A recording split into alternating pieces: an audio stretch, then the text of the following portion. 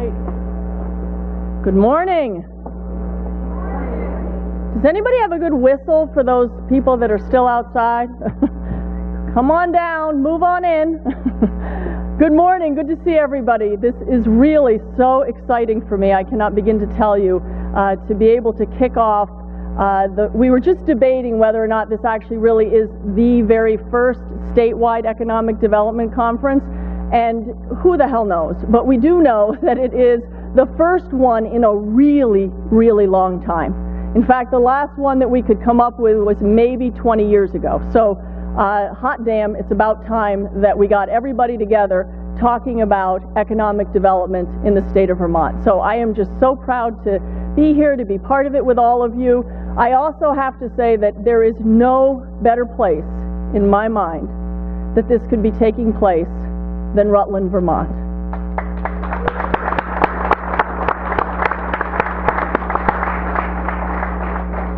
In case you haven't noticed, Rutland, Vermont is on fire in a good way. We are really taking off. I was in the same theater 2 years ago talking about, or making my plea to the state of Vermont that we could work better together, CV and GMP. I was in this very same building talking about a pitch for us to come together and serve Vermont in a better way by being better together, being more cost effective to help Vermont businesses and homes be more prosperous by not spending more on their utility bill than they had to, better together in terms of service reliability. We've been up all night restoring outages, so we are no doubt better together because we're quicker and better for you in doing that, and also better together in the sense of making really important investments in Rutland in the context of energy innovation and renewable energy.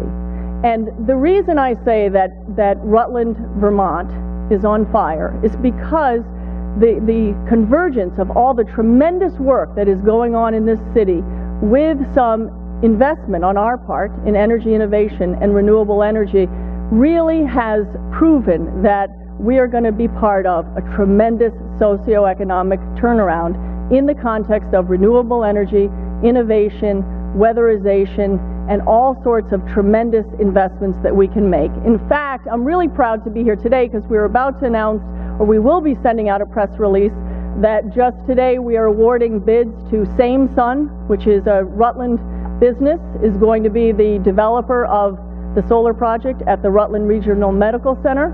And we also are awarding Sun Common, another Vermont-based solar company, the solar business for our Energy Innovation Center. So all of these things together have already made a significant contribution, have attracted 3 businesses to downtown Rutland, and we know that we have at least 3 more businesses that have made those types of commitments in the future. So we're really excited to be part of this.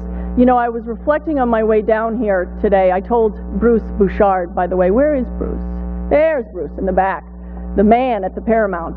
Thank you for all that you've done here. I was telling Bruce as I came in that I was thinking about him because on my way here, as I was listening to the politically correct amount of Vermont Public Radio, interspersed with the politically correct number of phone calls, business calls, so I can have gotten something done on my way here.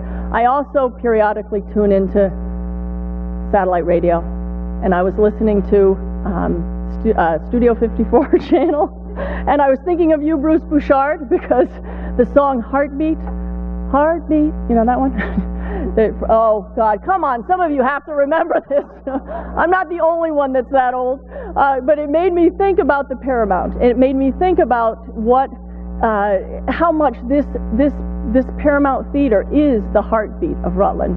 And that's why we were so excited to make our announcement a couple of years ago, and why I think it is so appropriate and so exciting that Vermont's first annual Economic Development Conference is taking place here. So the last reflection I have before I'll turn it over to our esteemed governor is that I was thinking a lot about the pitch we made a couple of years ago about being better together.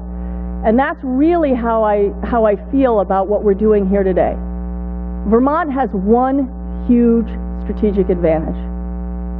It's small size.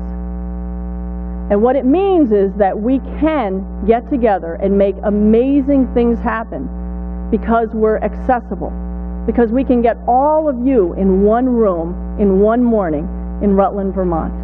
We truly can be better together, and it really does take a statewide effort to continue to forge ahead with the type of prosperity that we all know that Vermont deserves. So without any further ado, I will turn it over to our esteemed Governor Peter Shumlin. Thank you.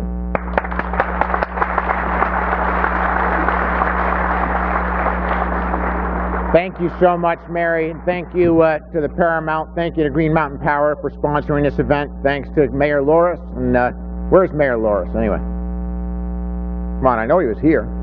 Right there, all the way in the back. Let's give him a hand for all he's done for the great city of Rutland. Come on out, you guys. And thanks to all of you for joining this economic summit.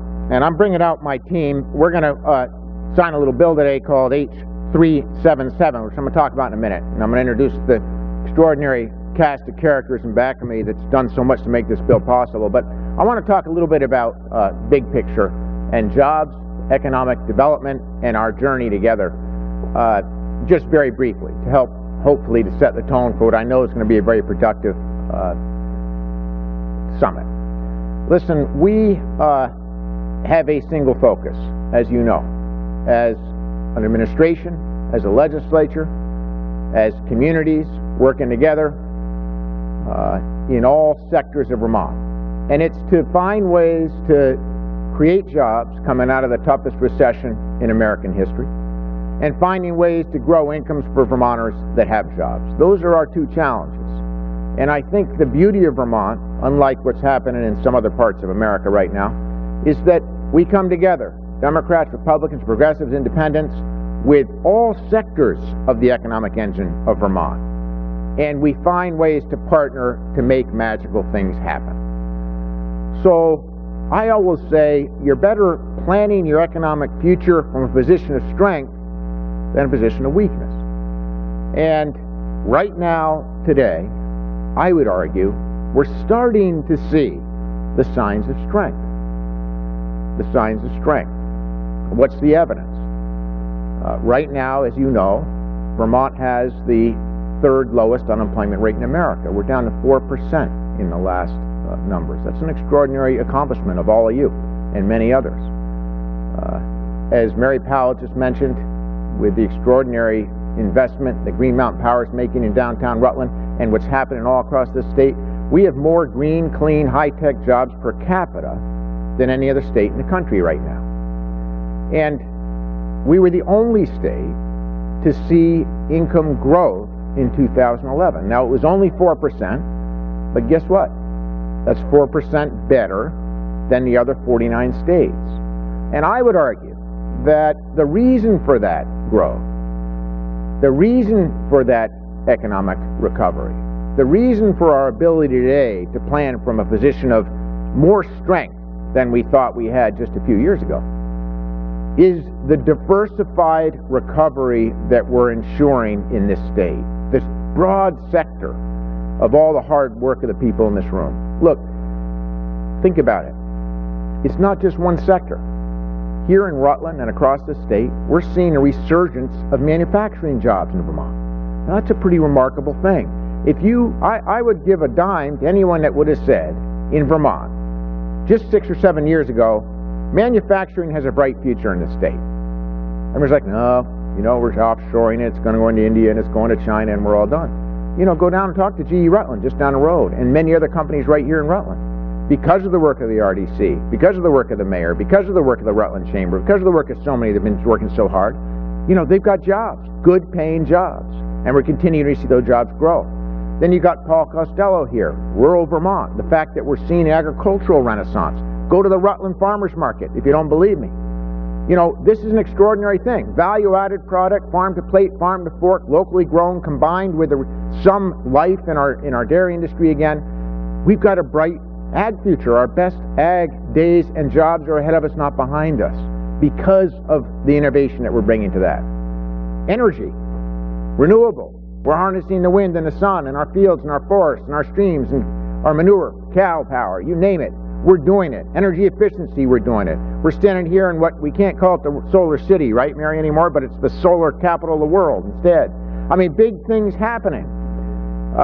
If you look at what's happening in so many sectors of the economy, tech and everywhere else, you know, go up to dealer.com, go down to GS Precision in Brattleboro. Those companies will tell you if they could find the workforce right now, they would grow faster than they otherwise can. So our challenge together, and I know Steve Morse is here from State Board of Education doing a great job, our challenge together is to take the extraordinary opportunities that we have and make sure that we do a few things. One is, if you talk to employers now in Vermont, as you know, and many of you are feeling this, I know Steve is here, a lot of folks are here who are growing jobs, they'll say, a couple of years ago we were looking at layoffs. Now our challenge is, how do we find enough educated workers, particularly in science, math, technology, engineering, to do the work we have? Well, this legislature worked together with me and all of you to come up with some pretty innovative ideas. They're going to make sure that we are the education state. If we can take a good education system and make it the best, we've got a prosperous future, a very prosperous future. Second, downtowns. That's what this bill we're about to sign is about. Listen, the strength of Vermont, the strength of our economic recovery, the strength of our quality of life is deeply rooted in this Paramount, in this downtown, in Green Mountain Power and so many others bringing their jobs back downtown, and not just in Rutland but across the state. I always like to quote when I talk about jobs, a great Rutlander who doesn't live here anymore. But when I first became governor, you know, there's no training program for governors. I went around and talked to folks about how you do this job. And I'll never forget stopping by Bobby Miller's office. Now, Bobby Miller's a Rutland boy. Most of you know him. He now is up in Chittenden County, and he's got more commercial property, I think, than probably anyone else in the state. But he built it the hard way, hard work, made it happen. So I went in and I said, Bobby, listen, we all know the challenge for me and for any governor right now is jobs. What's your advice? And this is what he said. As a Rutland person, as a person who loves this town but's been in Chittenden County so long, I thought maybe he forgot. And he said, you know, Governor, he said, Chittenden County is doing great. We can do it all by ourselves. We don't need a lot of help. It's going to happen here. Your job and our job is to create economic opportunities for kids like me that grew up in Rutland so they can stay in Rutland, the Northeast Kingdom, Bennington, Brattleboro, White River, St. Johnsbury, Newport, St. Albans, all the parts of the state that don't ever see enough economic growth. So I would say as we look at where we're going today and where we need to go, let's bear in mind that it's not just a total of jobs we're talking. It's a total of vibrant downtowns. It's a total number of great educational outcomes in every community in Vermont. It's thinking big. The 10,000 jobs we're creating up in Newport right now. Biggest economic development for the Northeast Kingdom, generally the highest unemployment rate historically in the state of Vermont. What we're doing in Rutland. We can't do Rutland if we don't make some infrastructure investments. High-speed rail that this legislature put money into along the eastern side of the state. We got to build it. Natural gas to Rutland. That's critical to economic development. You can make arguments against it. I'm telling you, if we don't get natural gas down along the western side of the state, it's much tougher to grow jobs and to make Vermont affordable. And the list goes on.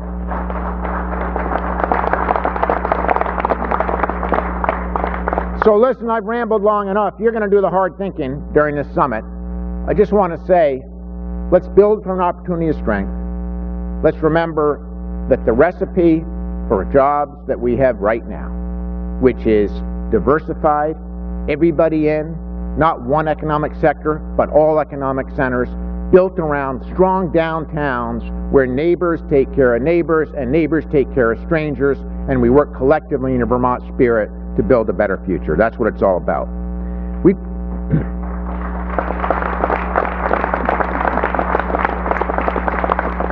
So we've got a little bill to sign here, H377. It's an act relating to neighborhood planning and development for municipalities in designated centers like Rutland.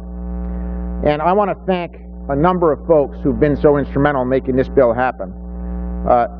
First of all, to my team, to Lawrence Miller, my secretary, to my Deputy Commissioner, Jen Holler. Is Jen here today? I think so. To our Commissioner, Noel McKay, to all the folks at Community Development and Housing who've worked so hard on this conference. I know John Adams, POTUS, others have worked hard on this. Let's give them a huge hand for the work that they're doing across the state. Thank you, Secretary. But it's really the legislators, starting with Speaker Smith, who got behind H.377 with a vengeance. A huge shout out to the Chair of our Economic Development Committee in the Senate, Kevin Mullen, for whom this would never happen without good Rutland boy, and to Representative Herb Russell on the House side, along with Representative Steve Carr, who's representing the committee today, I believe, and Michelle Cooper-Smith, Senator Ann Cummings, Bill Botsow, who wishes he could be here, Representative Dickinson, Marcotte, Klein, and Ansel. Let's give them all a hand for their great work. Did I miss anybody?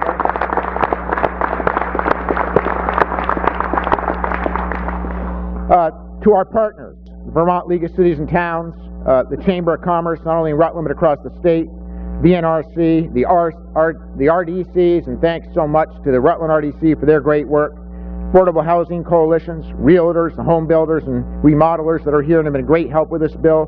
Preservation Trust of Vermont, thank you so much. To the Planners Association, Lake Champlain Chamber. As you can tell, it's been a group effort. I want to talk just very briefly about this bill, and then who else is talking about this bill? Anybody? Senator Mullen's going to have the stage, and Representative Carr. So just very briefly, what this bill does is expand the areas around downtowns and villages for new housing development. It provides resources to help communities make it easier to build housing in areas outside of floodplains and river corridors, and it gives benefits to communities that demonstrate that they're development ready, including, this is important, Act 250 exemptions for mixed housing projects, because we know that housing is one of the obstacles to job growth in Vermont, good affordable housing. Reduced water fees and Act 250 fees, if applicable. Dedicated technical assistance and priority consideration for state grants when you're in a designated downtown. And help to municipalities to encourage the rehab and reinvestment of blighted properties by allowing communities to forego local taxes on the value of the new building improvements.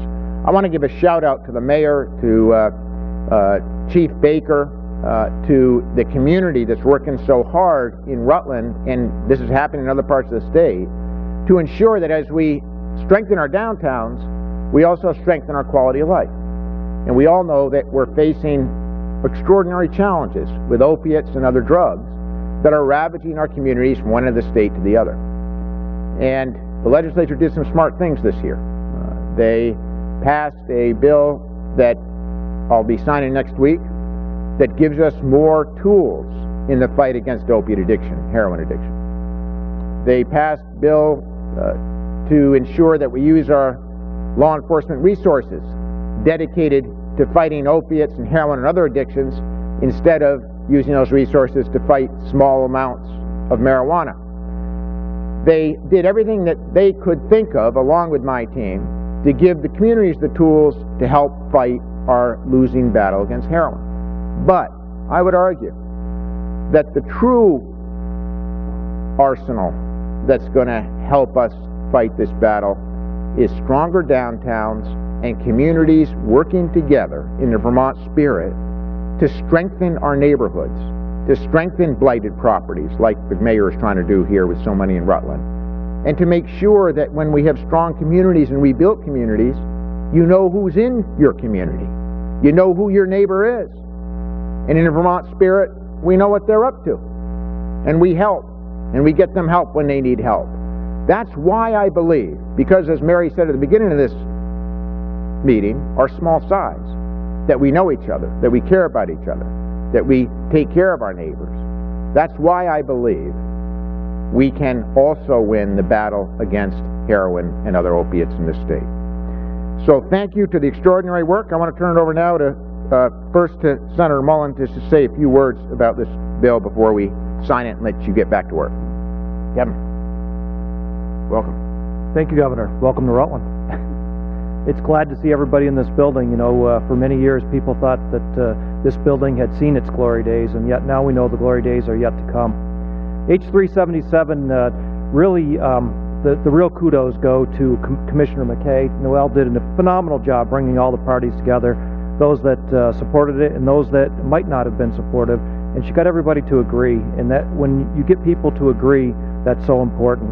And the blighted property piece really began with a conversation from Brennan Duffy, right behind me, exactly, with the city of Rutland, and Brennan used to work for the state. He came up with the idea. Herb Russell put together a meeting, we met, and this was the emphasis that came out of that. But this is only step one, because this is only tax stabilization for the municipal side of things, and we really want to get to the full tax stabilization across the whole property. But to think that a city of Rutland can designate 140 properties as being blighted residential units, these are things that we need to address. And Rutland is the little train that thinks it can, and so is the state of Vermont.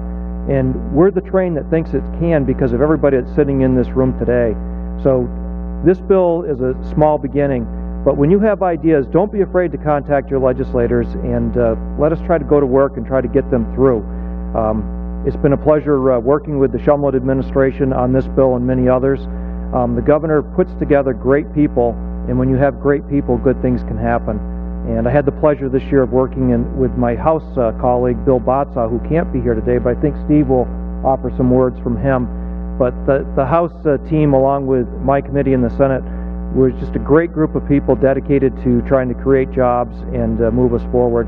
And we thank you for coming here today to share your thoughts, and we look forward to learning from you, because it's from you that the ideas come forward. So thanks again.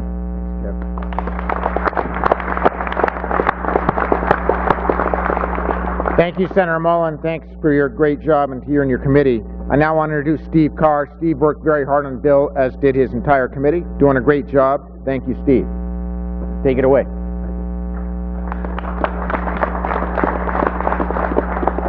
There's really nothing to take away. All I could do is say the same things that you've heard already. And the important takeaway, I think, for all of us to do on this is to recognize that both chambers are anxious to do things that are helpful. I see this bill as being a follow-on to the downtown designation and expansion there.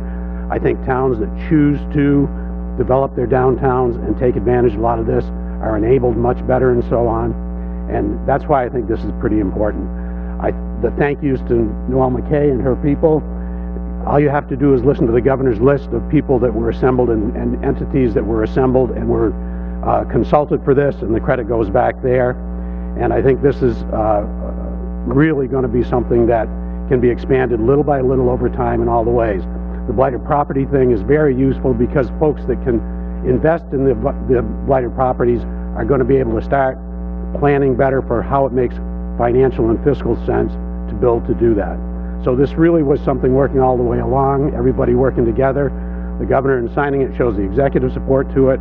Hopefully we can keep things like this going and keep them as part of an economic development plan. Thank you. Thank you, Steve. Anyone else want anything? Mr. Secretary, you're happy? Noel, you're good? Good. Lucy, you're in? Good. Anyone have any regrets before we sign this? All right, here we go. We got to get out of here and let these folks get to work. Come on up. Come on, this is where you crowd in. Who's shooting? Drew, come on, let's go. Drew Wesley's got the camera, that's all that matters. Okay. Are you ready? You want us to smile for you? All right. Done deal. Signed. Do we think it's the third all day? Yeah. Just checking. That's a bad one to mess up. Hey, thank you so much. Thanks for the work you're about to do. Thanks to Green Mountain Power, and thanks to all these great legislators and organizations who helped make this happen.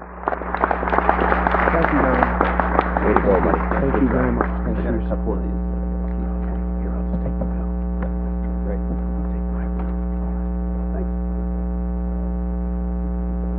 Thank you, Governor. Let people get organized here for a second.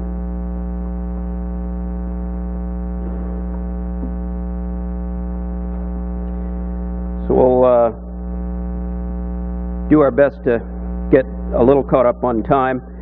Let me cover a couple of basic logistics items first. If you haven't been in the building before, the best way to the bathrooms is through the side door. If you haven't been south of Route 4 a lot, all y'all is plural. I really want to thank everybody for taking the time to come out today. When we started putting this together, we didn't have a really good idea of how many folks would be involved or be interested, and it's very gratifying to see that. I just want to start by making sure I thank a few people that I'm scheduled to do at the end of the day. Oh. Yeah. Okay, and Fred would like me to remind people to turn off their mobile phones so that we don't interrupt the speaker. Mainly, I'd like to thank Green Mountain Power for their co-sponsorship of this and the Regional Development Corporations of Vermont. This is a network of folks that work very closely together. You know, I remember back when the utilities had a mandate for economic development participations, and there were a bunch of folks who did really good work. That mandate isn't there anymore, but their participation is stepped up and unwavering, and that's really great. Also, most importantly, perhaps for all,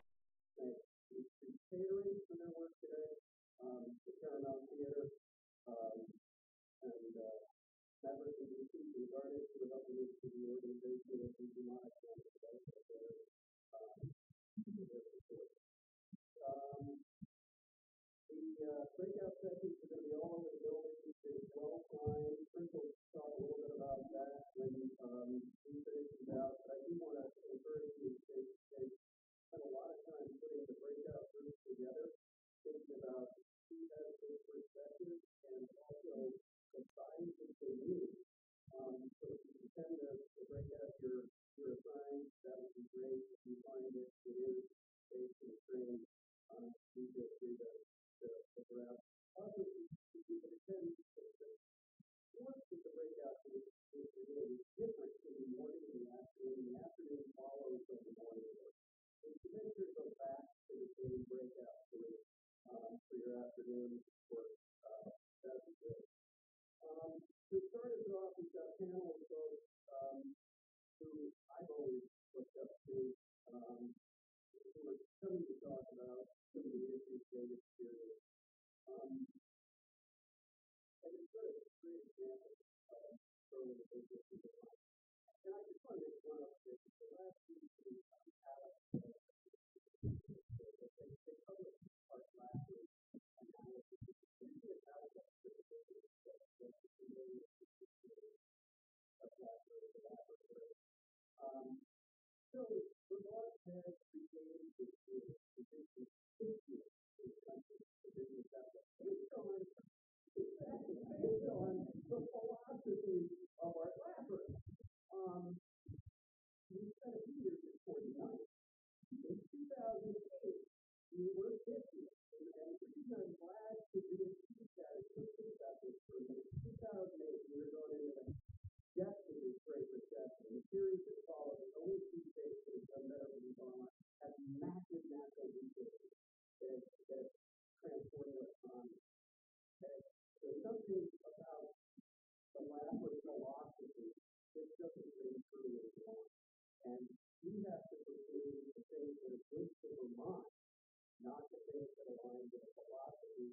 If you look at back in 2008, that visual forecast, and you look at where we are today, compared to other states in that time period, I argue that there's something fundamentally wrong with their assessment of what makes for a good economic outcome. And we still think that I think there are economic outcomes to do. So I'd like to introduce Bill Strickland, the managing director and owner of Rutland Not, and also a long-time participant in civic engagement. Tommy Harmon is president and CEO of Sonac Industries. This has just been phenomenal. One of the things that they've done recently is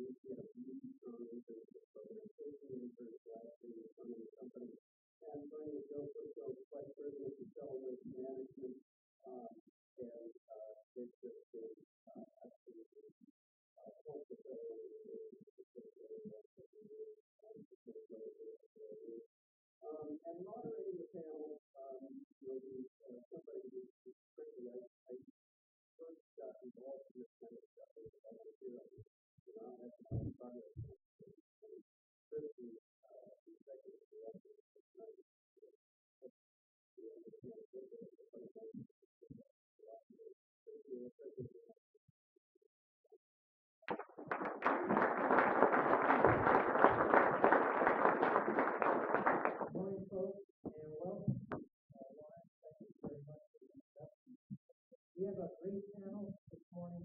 Outstanding experts on service and recreation manufacturing, venture capital, and waste management. We've asked them to give you the perspective on challenges and opportunities in doing business with Vermont based on their experiences and growing businesses here in the state. What their suggestions are for overcoming the challenges and their experiences. What are some of the best practices to take advantage of the opportunities that they represent here? Each panelist is going to have approximately 10 to 11 minutes. I will try not to be rude and cut them off, but we do want to stay on time so we'll allow them to finish their talk. At the end of their introductions and opening remarks, we do have microphones down front. We expect audience participants who would like to hear from you, who would like to ask questions of our panelists here, and resource the link to the Zoom room while they are here today. So first up at the far end of the table is Chris.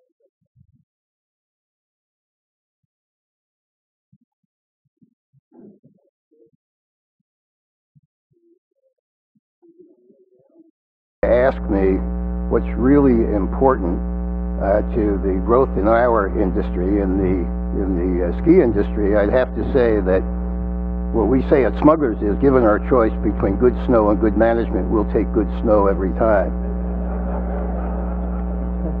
Unfortunately, Chris, that's not something that the state can control. So you could say, at least in the wintertime, what we need most, we can't really ask for help. However, if we examine the way our industry grows, it does grow very much in connection with the growth of Vermont. And every time a new business opens in Vermont, or a business grows in Vermont, that helps our industry. So I wanted to discuss with you for just a few minutes this morning an issue that I think can make a big contribution to the growth of Vermont businesses, and that is brand. I've been fortunate over my business career to have been involved in a number of branding efforts by different companies, and I wanted to share 3 short stories with you that I hope will help to make a contribution to how Vermont may be able to deal with this very unusual brand situation that we have in Vermont. Psychiatrists might say we have a dual personality. We have an extraordinarily positive consumer brand, Vermont Pure. We have a mixed business brand. And how we can make those coexist is the subject I'd like to discuss. I should also tell you that I ordinarily use paper notes, and I was convinced to use my iPad for this. So from time to time, if I stumble along, that's my excuse. I usually also don't read, but since Chris gave us a precise amount of time to make our presentations, I thought that I better prepare my notes in a way that could be read. The first story I'd like to tell you is about Wells Fargo in the 1960s. I graduated from Middlebury, a math and economics major, and landed working at Wells Fargo Bank in San Francisco in their just newly formed computer department. Remember, this is the 60s. 3 desks over from me in the same big room was Dick Rosenberg, a very brash young man with an MBA, an MS, and a JD. Dick was Wells Fargo's first marketing hire into the computer department. Wells Fargo had a serious brand problem. That is, that they were recognized at the time of having the worst tellers in the state of California. That was their reputation, and your reputation, as it turns out, if you look at branding, actually is your brand. Well, they decided that they wanted to do something, or try to do something, about making Wells Fargo easier to do business with. So they did what every company might do to begin with. They went to the HR department and asked them to fix the problem of tellers providing bad service. That didn't work. So then they added incentives for the tellers, and that didn't work. And then they tried changing systems, and that didn't work. And of course, the marketing organizations at Wells Fargo were constantly complaining about the bad teller service. So they turned to this brash young guy, Dick Rosenberg, and said, "We'll give you 6 months, Rosenberg, to solve this problem." So Dick then went out into the field and talked to tellers for about a month. At the end of that time, I remember he stopped by my desk and he said, "Bill, I can solve this problem in 60 days for $50,000. I said, "Well, that's quite extraordinary." He said, "And I'm going up to the 12th floor to convince them to let me do it my way." You ever notice how you always refer to senior management by where they are? So up he went to the 12th floor, came back and said, "I got it approved." What Dick had decided to do, and did do, is design an advertising program bragging about how great the Wells Fargo tellers were at their job, and how much fun it is to walk up to the window and transact business with these outgoing, well-groomed tellers. The public advertising was aimed at the tellers and their pride. The outcome was, of course, as he bet on. The teller culture changed, as did the behavior, and the survey showed Wells at the top. Wells Fargo's teller service was rebranded, and so was the bank, as easy to do business with. By the way, 20 years later, Dick Rosenberg went on to become the chief executive officer of Bank of America. So here's the second story. I was at Wells Fargo for 13 years, and then I joined AT&T. I was working in a senior marketing role in 1984, then known as the Bell System. How many of you remember the Bell System? Ah, great. I'm not the oldest in the room. The Bell System was the nation's regulated communications monopoly, for those of you who didn't know that, largely insulated from market pressures for most of its history. AT&T had 1 million employees, $150 billion in assets. Its culture was based on service, technological excellence, reliability, and innovation within a non-competitive, internally driven framework.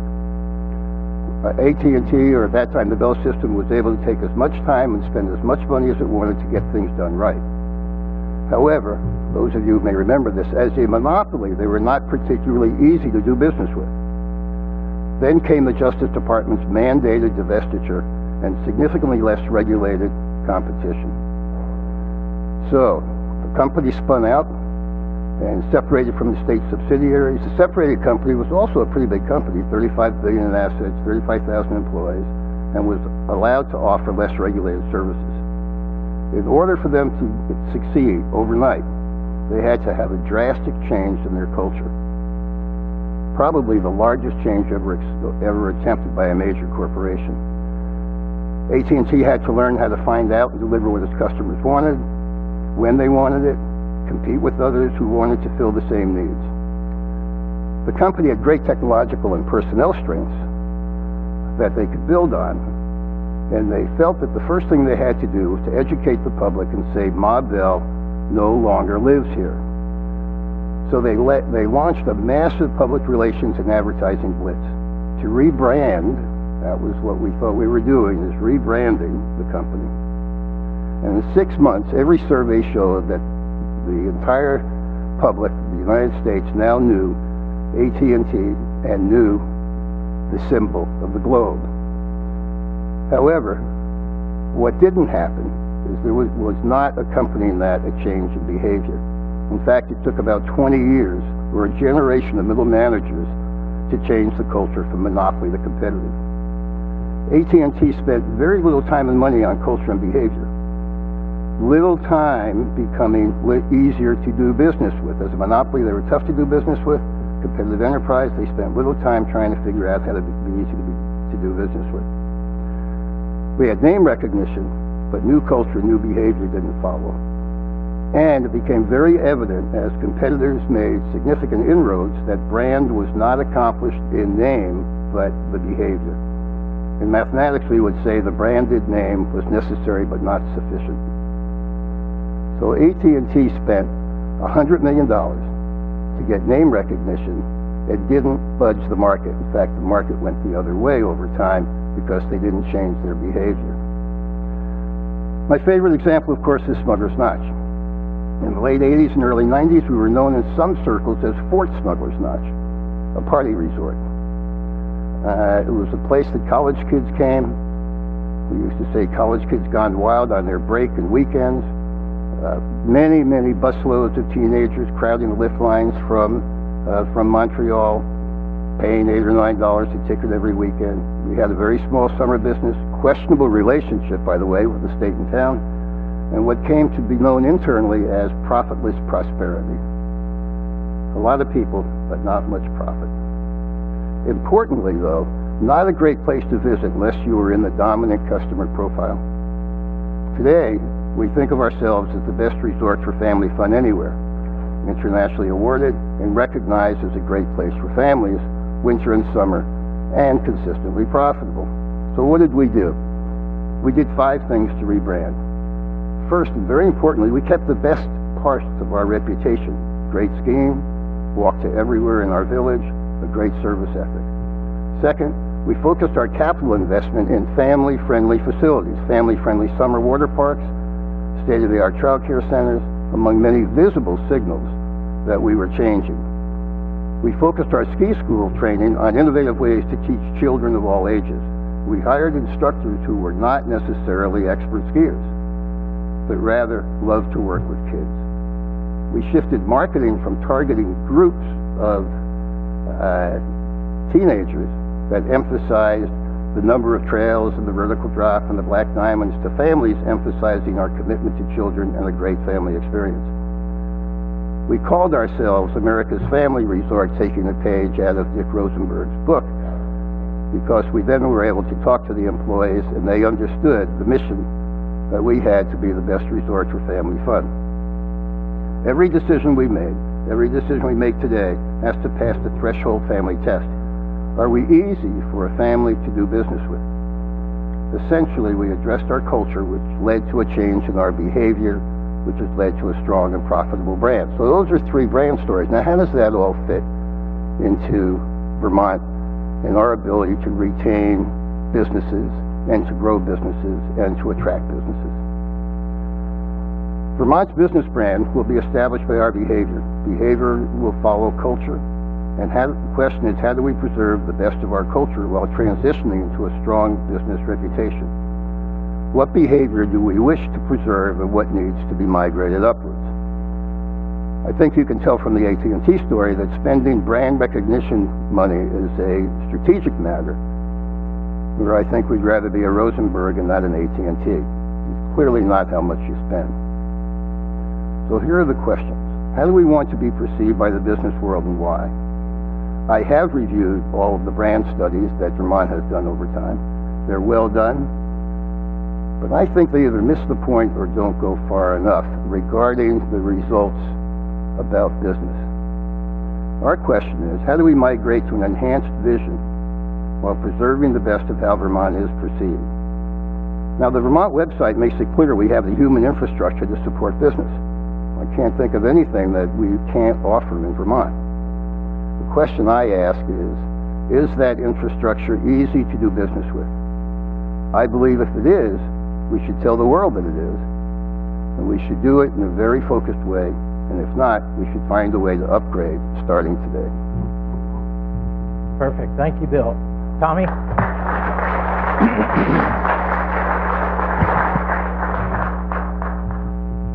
Let me tell you a little bit. Can you hear me? Push the button. Oh, no. Okay. Sonic's Industries.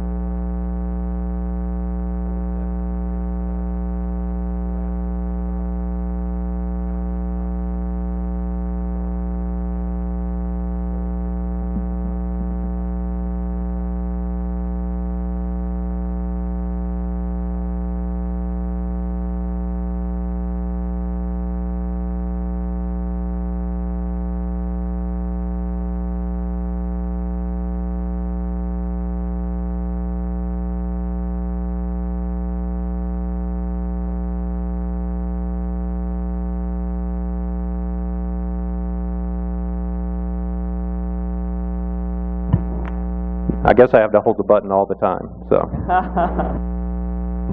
How did anybody hear me? Okay, so, did anybody hear the first part of what I was saying? Okay. So, the second challenge, or the second expansion after the first one being burdensome, even though we built in the Bellas Falls Industrial Park, it was slow and tedious going through the permit process, and we actually had to hire a consultant. A little $5 million a year business had to hire a consultant to go through the permitting process. The second time, because we were growing so fast, we needed a new distribution warehouse. There was just no suitable space that was going to be timely in our part of the state, Bellas Falls, southeast Vermont. We were within about 2 months of acquiring a warehouse just north of Nashville, Tennessee, because logistically it made more sense, and the state of Tennessee just rolled out the red carpet for us, and they were going to treat us like we were IBM or something like that. It was amazing. Fortunately for us, Ben & Jerry's was acquired by Unilever slightly just before this, and they decided they didn't need the big ice cream freezer in Bellas Falls anymore. So with a little scrambling and some good negotiations and figuring out that the ice cream freezer could be converted into a normal warehouse, we averted that move. But certainly the obstacles of permitting in a timely manner almost changed the way Sonics would look today in Vermont.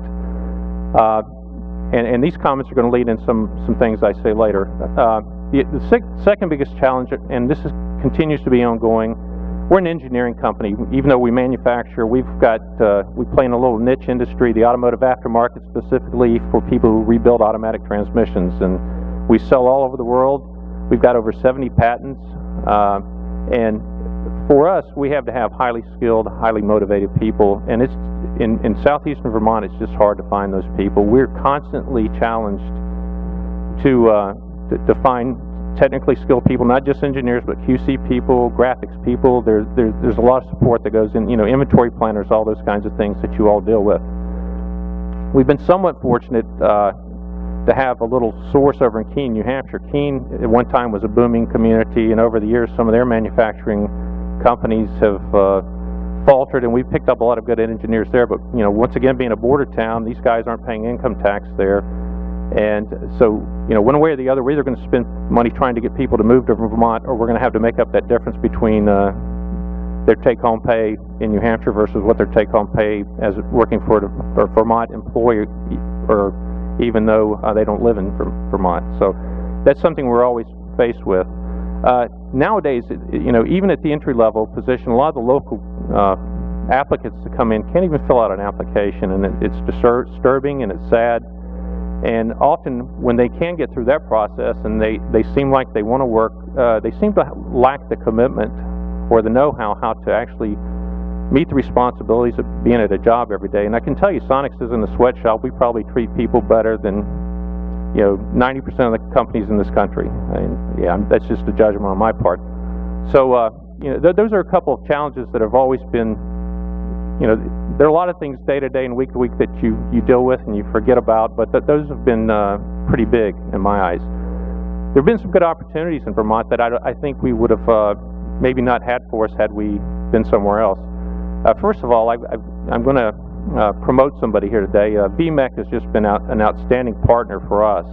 It started about 13 years ago when we needed a new ERP system, and they had I think the program was called Soft Select, and they actually came in and did the work of one of the big 6 consulting companies for a fraction of the price, and took us through the whole quote process, and the software package we selected we still use and thrive on today. And because of that good experience, we use VMET for Lean Initiative training, both training our employees and facilitating people. We even converted one of our engineers from engineering to being a lean expert, and it's just paid huge dividends for the company. And I don't think you have that kind of access.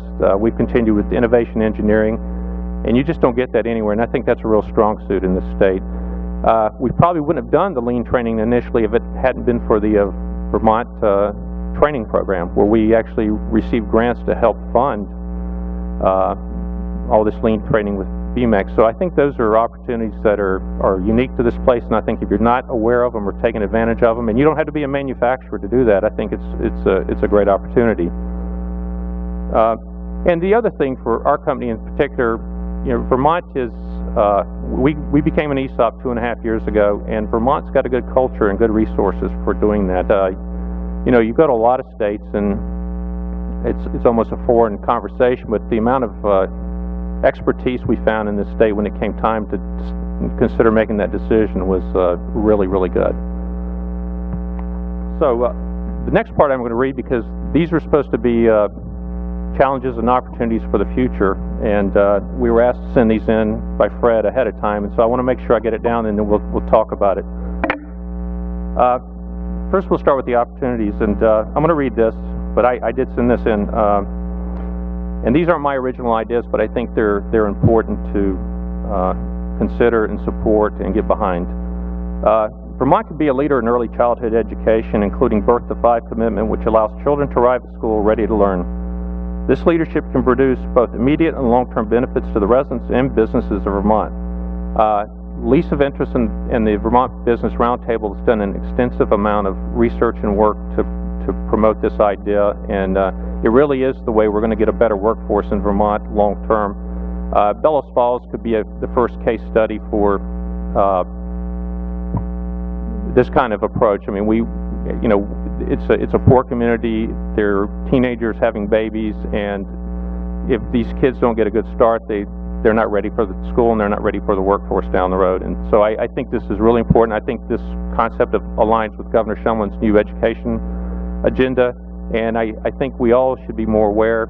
I'm sure most of you are, but we should really get behind this. This is going to take a really big group effort to push over the next year, 5 years, 10 years, and beyond that.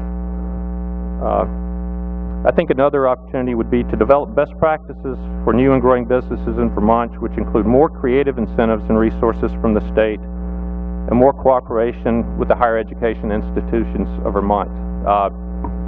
You know, through some of our growth, we got some incentives that, you know, on the surface made sense, but they didn't really align to what we were trying to accomplish. And I think each business is different, and I think there needs to be more latitude in the kind of incentives that you can give a startup company. It's hard enough to take the risk. And most people starting companies could go out and get a pretty good paying job somewhere else and take no risk.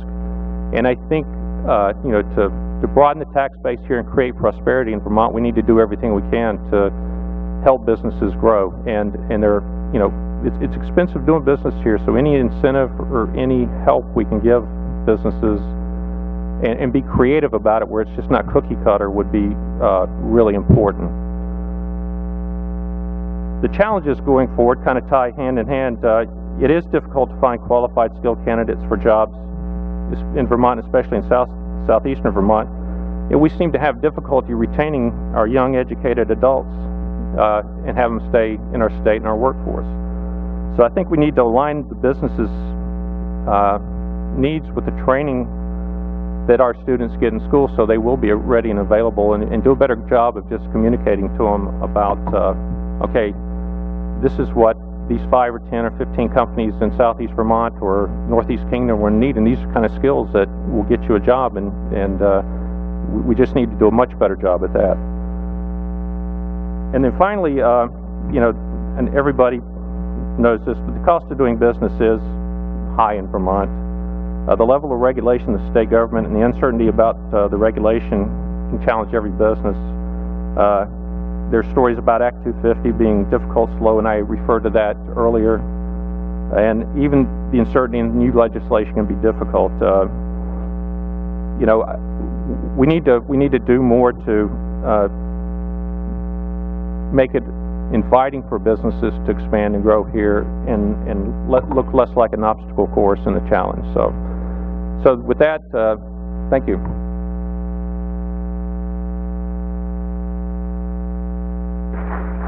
Steve, you're up. Hello. It's a pleasure to be here. I've never been to this facility. It's quite lovely, and I want to congratulate the other speakers here at this panel. We're all saying a lot of similar things. One of the things that keeps coming up is when we're trying to grow our businesses, we're having trouble finding the talent that we need to fill the jobs that we have. For myself, I started a business 25 years ago called MicroStrain, It specialized in advanced sensing systems that are wireless and that use energy harvesting, so they don't require batteries, and they send the data up to the cloud. That business was acquired in September last year in a successful asset transaction, and the company that acquired us is the Lord Corporation. They're a $1 billion company with headquarters in Cary, North Carolina, but they're not moving MicroStrain. They're keeping it in Williston, Vermont, and they're growing the company in Williston, Vermont. And when we think about the brand that MicroStrain had, it really was about innovation and solving problems for its customers. And I had cultivated a workforce that was really encouraged to try things. So if we failed, that was okay, as long as we learned from those failures and kept pushing. So my attitude was always that if we're not failing once in a while, then that means we're not working hard enough. So since my company's been acquired, I am now free to pursue other opportunities. So I formed a venture firm called Swarms Ventures after my initials, and I made an investment with Dr. Peter Spector, who's a cardiologist, really brilliant cardiologist out of the University of Vermont, who has come up with software that teaches electrophysiology, which is how you fix irregular heartbeats using ablation and catheters inserted into the heart. But I'm interested in investing in other people who have great ideas, not to do small things, to do important things. And I think we need to dream a big dream and want to do great, important things. And just because we're in Vermont doesn't mean we have to think in a limited way. We should think that we can change the world, and starting with our neighborhoods and starting with our towns and cities and our state, but everywhere. We're citizens of the world. So my interests going forward are to find smart people and great companies and invest in them. And my challenges in doing this, and I think all of our challenges are shared, is to find smart, qualified, well-trained employees to fill the jobs that we can create. And for me, that means that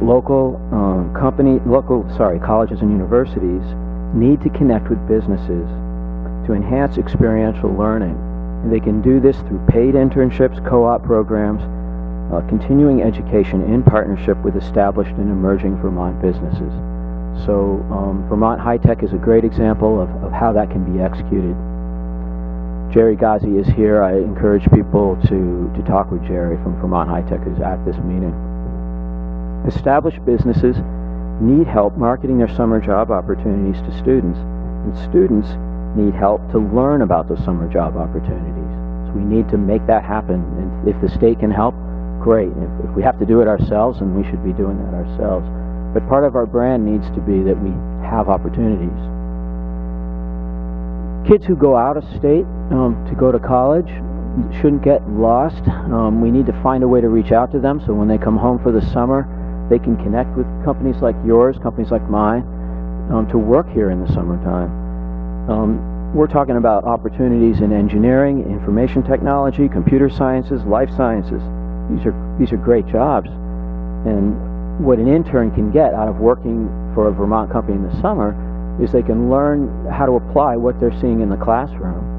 The businesses learn which students fit well into their company, and they can train them so when they graduate they can come work for that company full time and they're ready to go.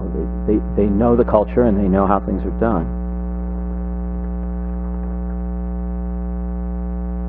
I also feel that students need to be encouraged to be entrepreneurial very early in their career development. I'm talking senior year in high school, maybe even sooner, but certainly freshman year in college.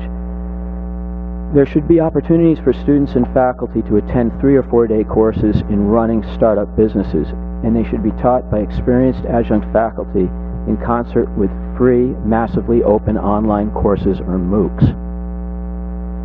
Local schools like UVM should offer meeting spaces for entrepreneurs, on a local level, to connect with faculty, undergrad, and grad students in concert with these online courses to facilitate discussion, cooperation, and community involvement to spur business development. And Innovative Vermont companies should take advantage of federal programs like the SBIR program, which stands for Small Business Innovation Research. My company was almost solely funded through SBIR program. Over 25 years, we raised somewhere around $4 or $5 million in funding from the federal government to build advanced sensing systems. And if I can write SBIR proposals and win them, you guys can too.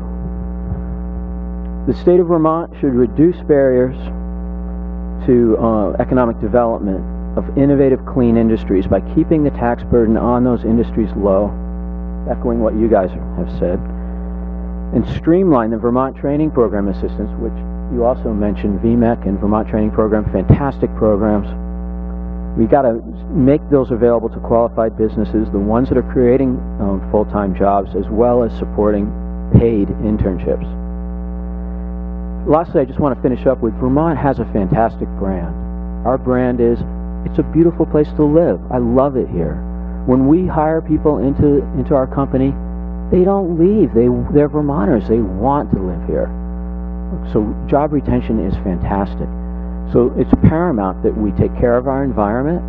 That means clean waters, clean tributaries, and a beautiful lake. And we need to embrace that and make that part of our brand, as well as communicating to the world that we're creating jobs and creating great opportunities. Thanks.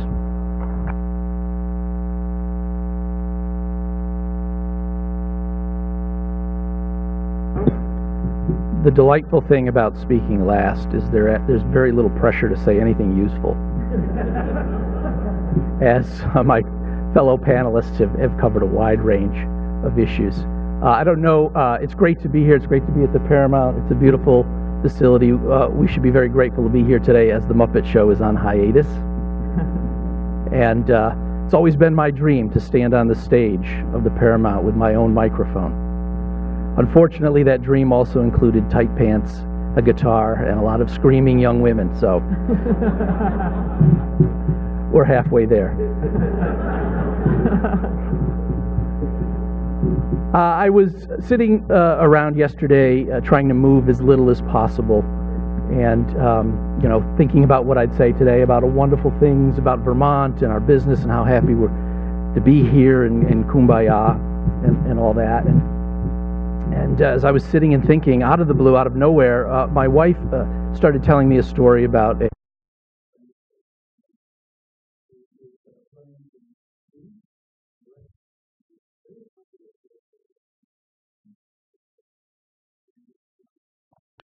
to me the story of how this person was struggling. They were struggling to find help, to keep help. They were struggling with their taxes. They were struggling to heat the place. They were struggling to light the place. And before they would even serve one meal to a customer or register one guest, their expenses were in the low six figures before they even took a penny home for themselves. And as I'm listening to this story, two thoughts come into my mind. And for me, that's a gold star day.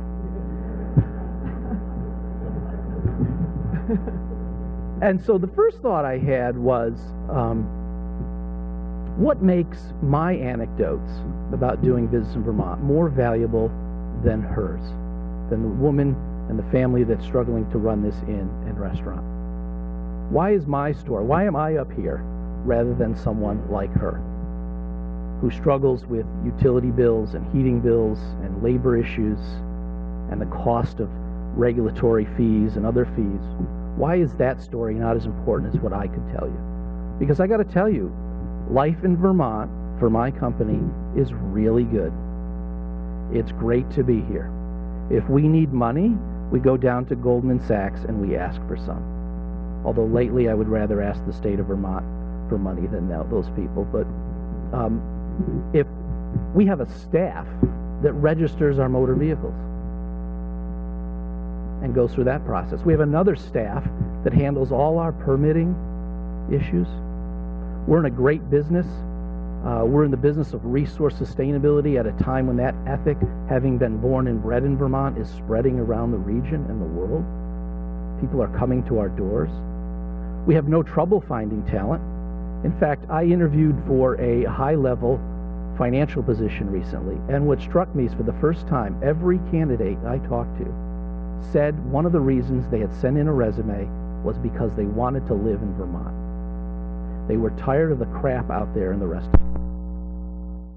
Do not, as my dad used to say, Joe, don't mess it up. Don't mess that up. That is very, very important, and particularly as you look around the world today. People are losing faith in the government. The things that government does often causes people to lose that faith. And we are very lucky indeed to have a political and government structure, while not perfect, is probably one of the most accessible and least corrupt in the nation, and that's very important. A lot of talk about the Vermont brand. Not a favorite word of mine, but I will say this. Vermont's brand is anti-business. Now, before you get all hot and bothered about that, I want to say that Vermont's brand is anti-business in the way that Apple's brand is anti-technology. In that Apple has made a fortune teaching people that technology can be warm, inviting, personal, and aesthetic. And in many ways, Vermont has the same brand when it comes to business by saying, when you come to Vermont, business can be fun, warm, inviting, and a place to create value.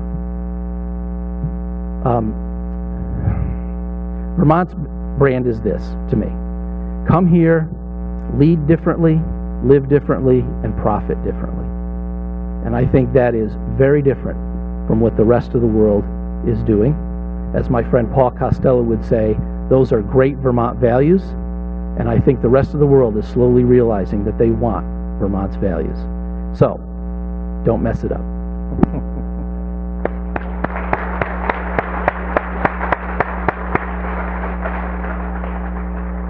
Wonderful comments from these four gentlemen. So now it's your opportunity. We have microphones down front.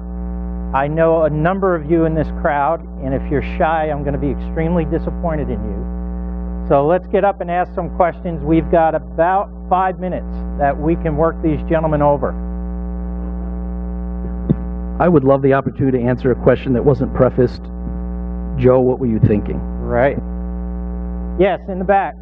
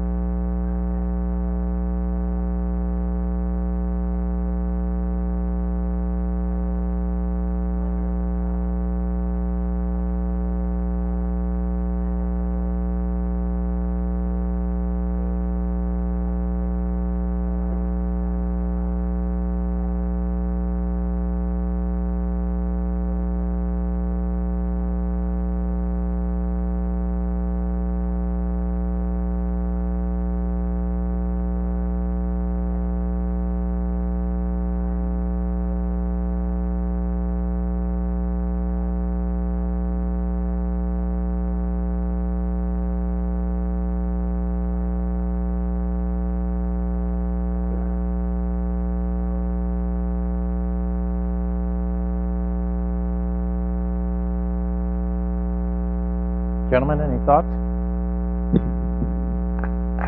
I think they have to leave Vermont. I had a son who, when he was in high school, it was Vermont, Rutland, and he could not wait to get out. And he went and spent a year living in Switzerland. And he had managed to get himself admitted to a small college in Kentucky. No, I kid. And he just wanted to go as far away from Vermont as possible. And he called me halfway during the year from Switzerland. He said, Dad, I want to go to UVM. I've been away, I've seen the rest of the world, and I want to come back to Vermont and be a part of Vermont's future. And I don't know if that answers your question, but I find once you get out of Vermont, you can't wait to get back. And maybe we need to find experiences for kids to be students in other places and maybe have jobs in other places. I'm not sure. Other questions? Yes, and if you would come down to the microphone because they are taping it and we want to be able to pick up your comments and questions.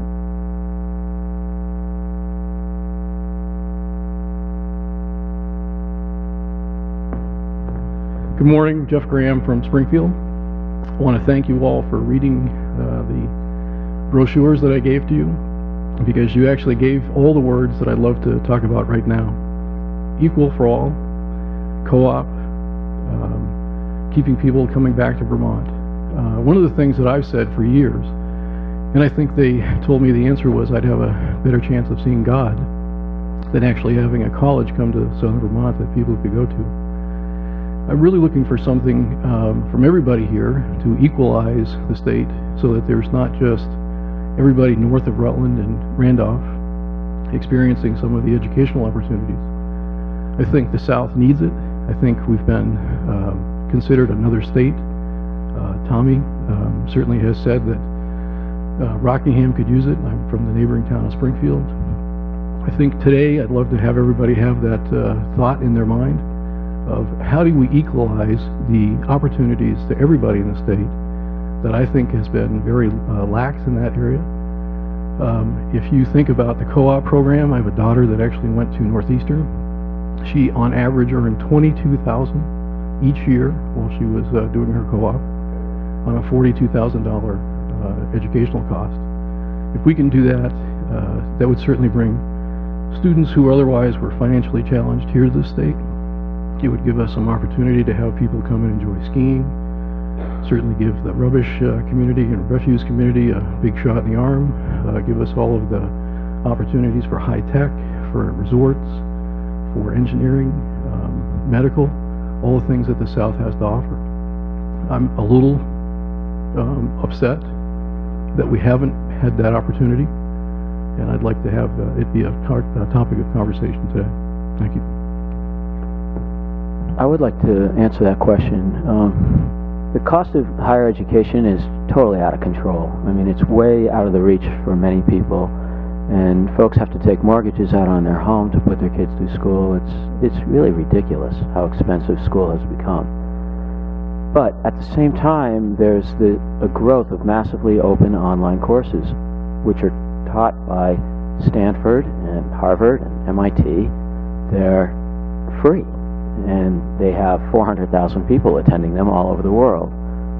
What I would like to see happen is that the Vermont community colleges, which there are, as Ken Horstman told me this morning, there's 12 of them across our state, that they work with kids who would like to go to college to take some MOOCs, massively open online courses or MOOCs, take those classes and get some basic fundamentals behind them, take a test to be certified that they know the stuff, and then that will provide them with an opportunity to get into a school from that point on.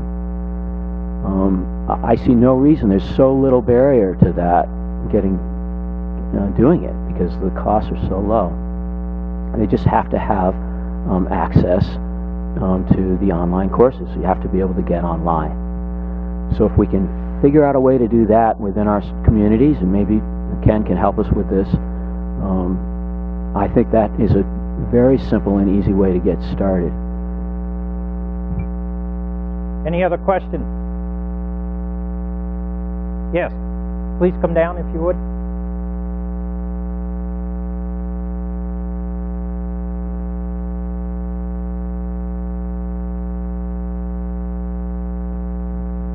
Good morning.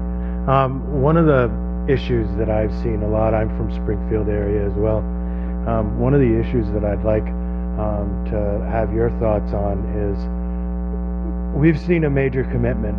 We've heard about it earlier from the governor, and we're hearing it about you in regards to educating our workforce. We can continue to educate our workforce, and we can continue to do co-op programs and internships and the like, and companies like yours will succeed and thrive. When we look at smaller businesses, one of the things that we very often see is they have an educated person or a skilled machinist walk into their small business, and he interviews for that job, and they really like that guy. He's come out of the tech program up at Vermont Tech, and he's ready to go, and they offer him $10 an hour to work. he goes back to his family and his apartment that he's paying $900 a month for, and he and his girlfriend or wife sit down and do their budget, and that $10 an hour isn't going to cut it. He gets a phone call from a company in North Carolina that evening, and they say, you know, we got your resume. We'd love you to come down and talk to us.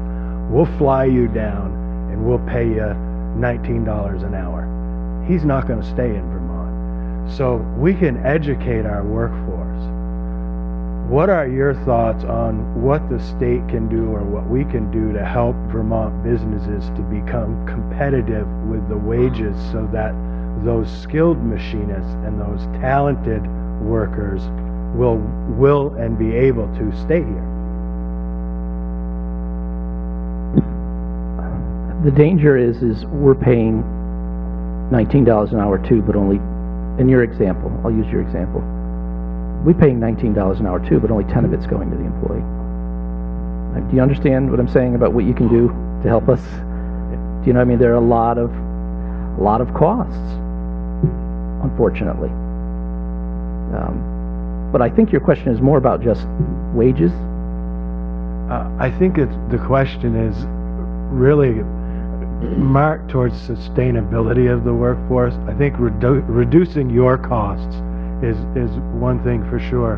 But when we're thinking about maintaining our economy or maintaining our workforce, we're not going to keep skilled labor here or an educated workforce until our educated workforce can afford to own homes and live in our communities.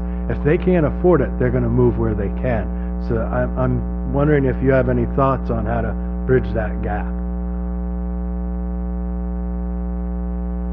Or maybe that's something we should all be talking about today. It's everything. I mean, the answer would be, on the surface, turn into Texas. But we don't want to do that, do we? No. So, I mean, it's really difficult. You got to make economics is really the science of making choices about happiness and value and where you're going to put resources, and that's the whole conversation, I think. Thank you. So that's going to wrap up our panel for this morning. Please give these gentlemen another round of applause.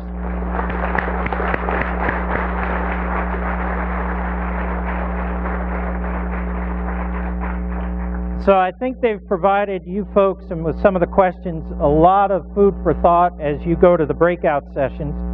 Again, as Lawrence indicated, on your name tag, it indicates where your breakout session is, what you've signed up for. And again, please go to the morning session and the afternoon session as well. If you signed up for breakout 1, there is a change in location. You're going to walk up this ramp over on my right, or my right, your left, and you're going to be behind the stage curtain here. So please move to your breakout sessions promptly.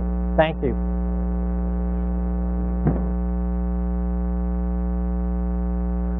Eating and talking. We're going to move on with a little bit of more program because we're trying to get, frankly, a tremendous amount accomplished today in a very short period of time. And walking around the different rooms, the energy level made me realize we really could probably keep you all having this conversation in an engaged way for 3 days, and we don't have that. I'd like to particularly commend the 2 groups that were up in Bagley. I'm not sure whether it was so much that they were just divided by a scrim and the noise level that made it challenging, although I didn't know it made it necessarily challenging. The amplitude in both rooms was pretty good. But when I walked in, somewhere in this town, somebody is making a lot of bacon. And the smell was permeating those 2 rooms, and I couldn't last very long before I thought, ooh, lunch.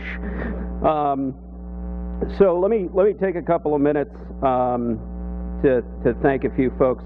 I did thank some sponsors this morning, but want to call out a few individuals as well. Joe Bradley at Vita, East Creek Catering again, all of our panelists, and Chris Delia for moderating. We spent, as you may notice, there's been a lot of substance work that's gone into this in the background, and the time, commitment, and preparation for the folks that are facilitating and speaking was not small, and I really appreciate it. Abby Strauss and John Finley from Maverick and Boutique, Mark Waterhouse from Garnet, who will be speaking over lunch. Our sponsors, Green Mountain Power, in particular Mary Powell, Steve Terry, and Steve Costello, who've been highly engaged. When we started talking about where to do this, and I thought about the building that they're renovating, and they said, that's an interesting idea, you're nuts. But I like this venue also, and the notion that we can come together in this beautiful space for these sessions and then go to the very workmanlike rooms that we're doing the background work. It's kind of symbolic of the way we all do our economic development work. There's a lot that goes on in the backgrounds and then a little bit that happens in front of folks, and it's a good reminder of the fact that this is nuts and bolts work that we have to do. Yes, there's some big policy stuff, but a lot of it is blocking and tackling. Members of the legislature come to me and say, well, what pieces of legislation are you going to propose? What do we need to do? You know, a lot of it is execution, and it's not huge fancy stuff. It's just getting the fundamentals right, getting the networking right, getting people connected to the right person with the least amount of effort, taking away the friction in the system. And there's folks in this room who are particularly good at that, and a lot of work for the RDCs. And so I'd like to thank in particular Jamie Stewart, Joan Goldstein, and Pat Moulton-Powden, who worked on the planning committee of this event. This is not an agency event. This is a much broader participation event. Also, a bunch of folks at the agency who did a lot of work on this, in particular Ken Jones, an intern, William Goodenough, Tricia Standen, everybody from PTAC, Robin Miller, Joanne Spalding, and Angela Owen are here today, Jana Guilford and Fred Kenny, and a whole bunch of other people who touched this, Kirsten Bourgeois, Lucy Larish, Megan Smith, Noelle McKay. It's been a lot of thought going into this. And I'd also particularly like to thank Bruce Bouchard and Tom O'Brien and the Paramount Theater for hosting us. This really is a great spot, and it's neat to see it put to a very different use than it's probably seen before. And lastly, I would be really out of place if I didn't thank the EDA. We've got a couple of folks, there are a number of people in the room who've pursued different kinds of EDA grants over the last few years, and I think all of us have been variously incredibly frustrated with that process and enormously grateful. So Matthew Sokadowski is the regional guy who's been in Vermont for the last couple of years since Irene, has really been helping a lot of organizations get connected to resources. And Willie Taylor, who runs the section down in Philadelphia, has been very responsive. And I think there's a lot of things that have been done in the last couple of years out of Irene that are transforming the way we do business, state government level, and I hope we're able to take advantage of this kind of networking and some of the boundaries that have been broken going forward to keep a little less friction out of the system. So I'm pleased to I'm pleased to interrupt myself. Yeah. It was a little warmer this weekend than is good sleeping weather for me. It's nice to have it, but it takes me a little time to adjust. So the core of this kickoff is twofold, as I said this morning. We're starting this long-term cycle that we hope to have recurring in economic development strategic planning in the state, maintain common language, common objectives, common understandings, and to surface things that don't necessarily turn up in Montpelier on a daily basis, but turn up out in the rest of the state on a daily or hourly basis that we ignore, and try not to ignore those. So the other thing that we're doing here is relative to the EDA funding is a SEDS, Comprehensive Economic Development Strategy, of which we've got a couple in region of the states, but this will essentially gerrymander and fill out the state. It's not meant to replace that work. It's not meant to inhibit any region from doing regional planning going forward. but to jumpstart something and to do it with a real data-based methodology. Garnet Consulting was the successful bidder, and they've just come off doing the Chittenden County SEDS, and so they've done a lot of work in the state. They understand many of the issues that we have. They understand the regulatory and economic framework. That being that Chittenden County is so close to Vermont, they've had a good view. So Mark Waterhouse is going to speak to us. He's the president of Garnet. He's a graduate of Dartmouth, which is practically a Vermont institution. Went out to Oklahoma, to the Economic Development Institute there, and certainly our thoughts are with our colleagues in Oklahoma who are facing a string of really horrific events. We talk about having to recover from some impacts. You know, I know how intimidating it was to get the call and say, wait, we've got about 7,000 folks who are 7,000 families who are displaced. Could you help sort out the short-term issues? And that was intimidating. Imagine waking up as the mayor of Moore. I mean, good God. So he's the past chair of the International Economic Development Council, past dean of the Economic Development Institute at the University of Oklahoma. He's got a range of experience in local community economic development. Goes through a lot of projects, and I won't recite all the years of programs or projects because he just doesn't look that old, and I don't buy it. And ending with the SEDS process, and we've worked together on a couple of things, and I think we've got a tremendously high confidence in their work, and appreciate you coming to Vermont. Thank you.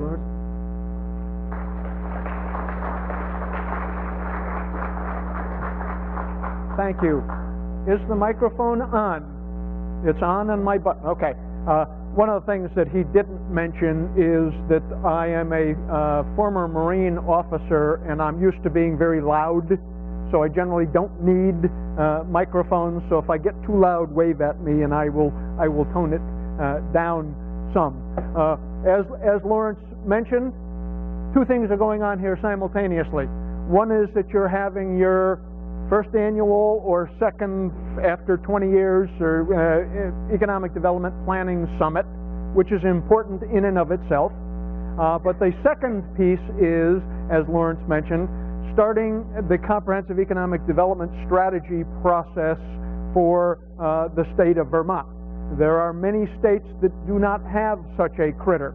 They leave it to the individual regions or counties or economic development districts to create strategies, but at a state level, this can be an unusual thing.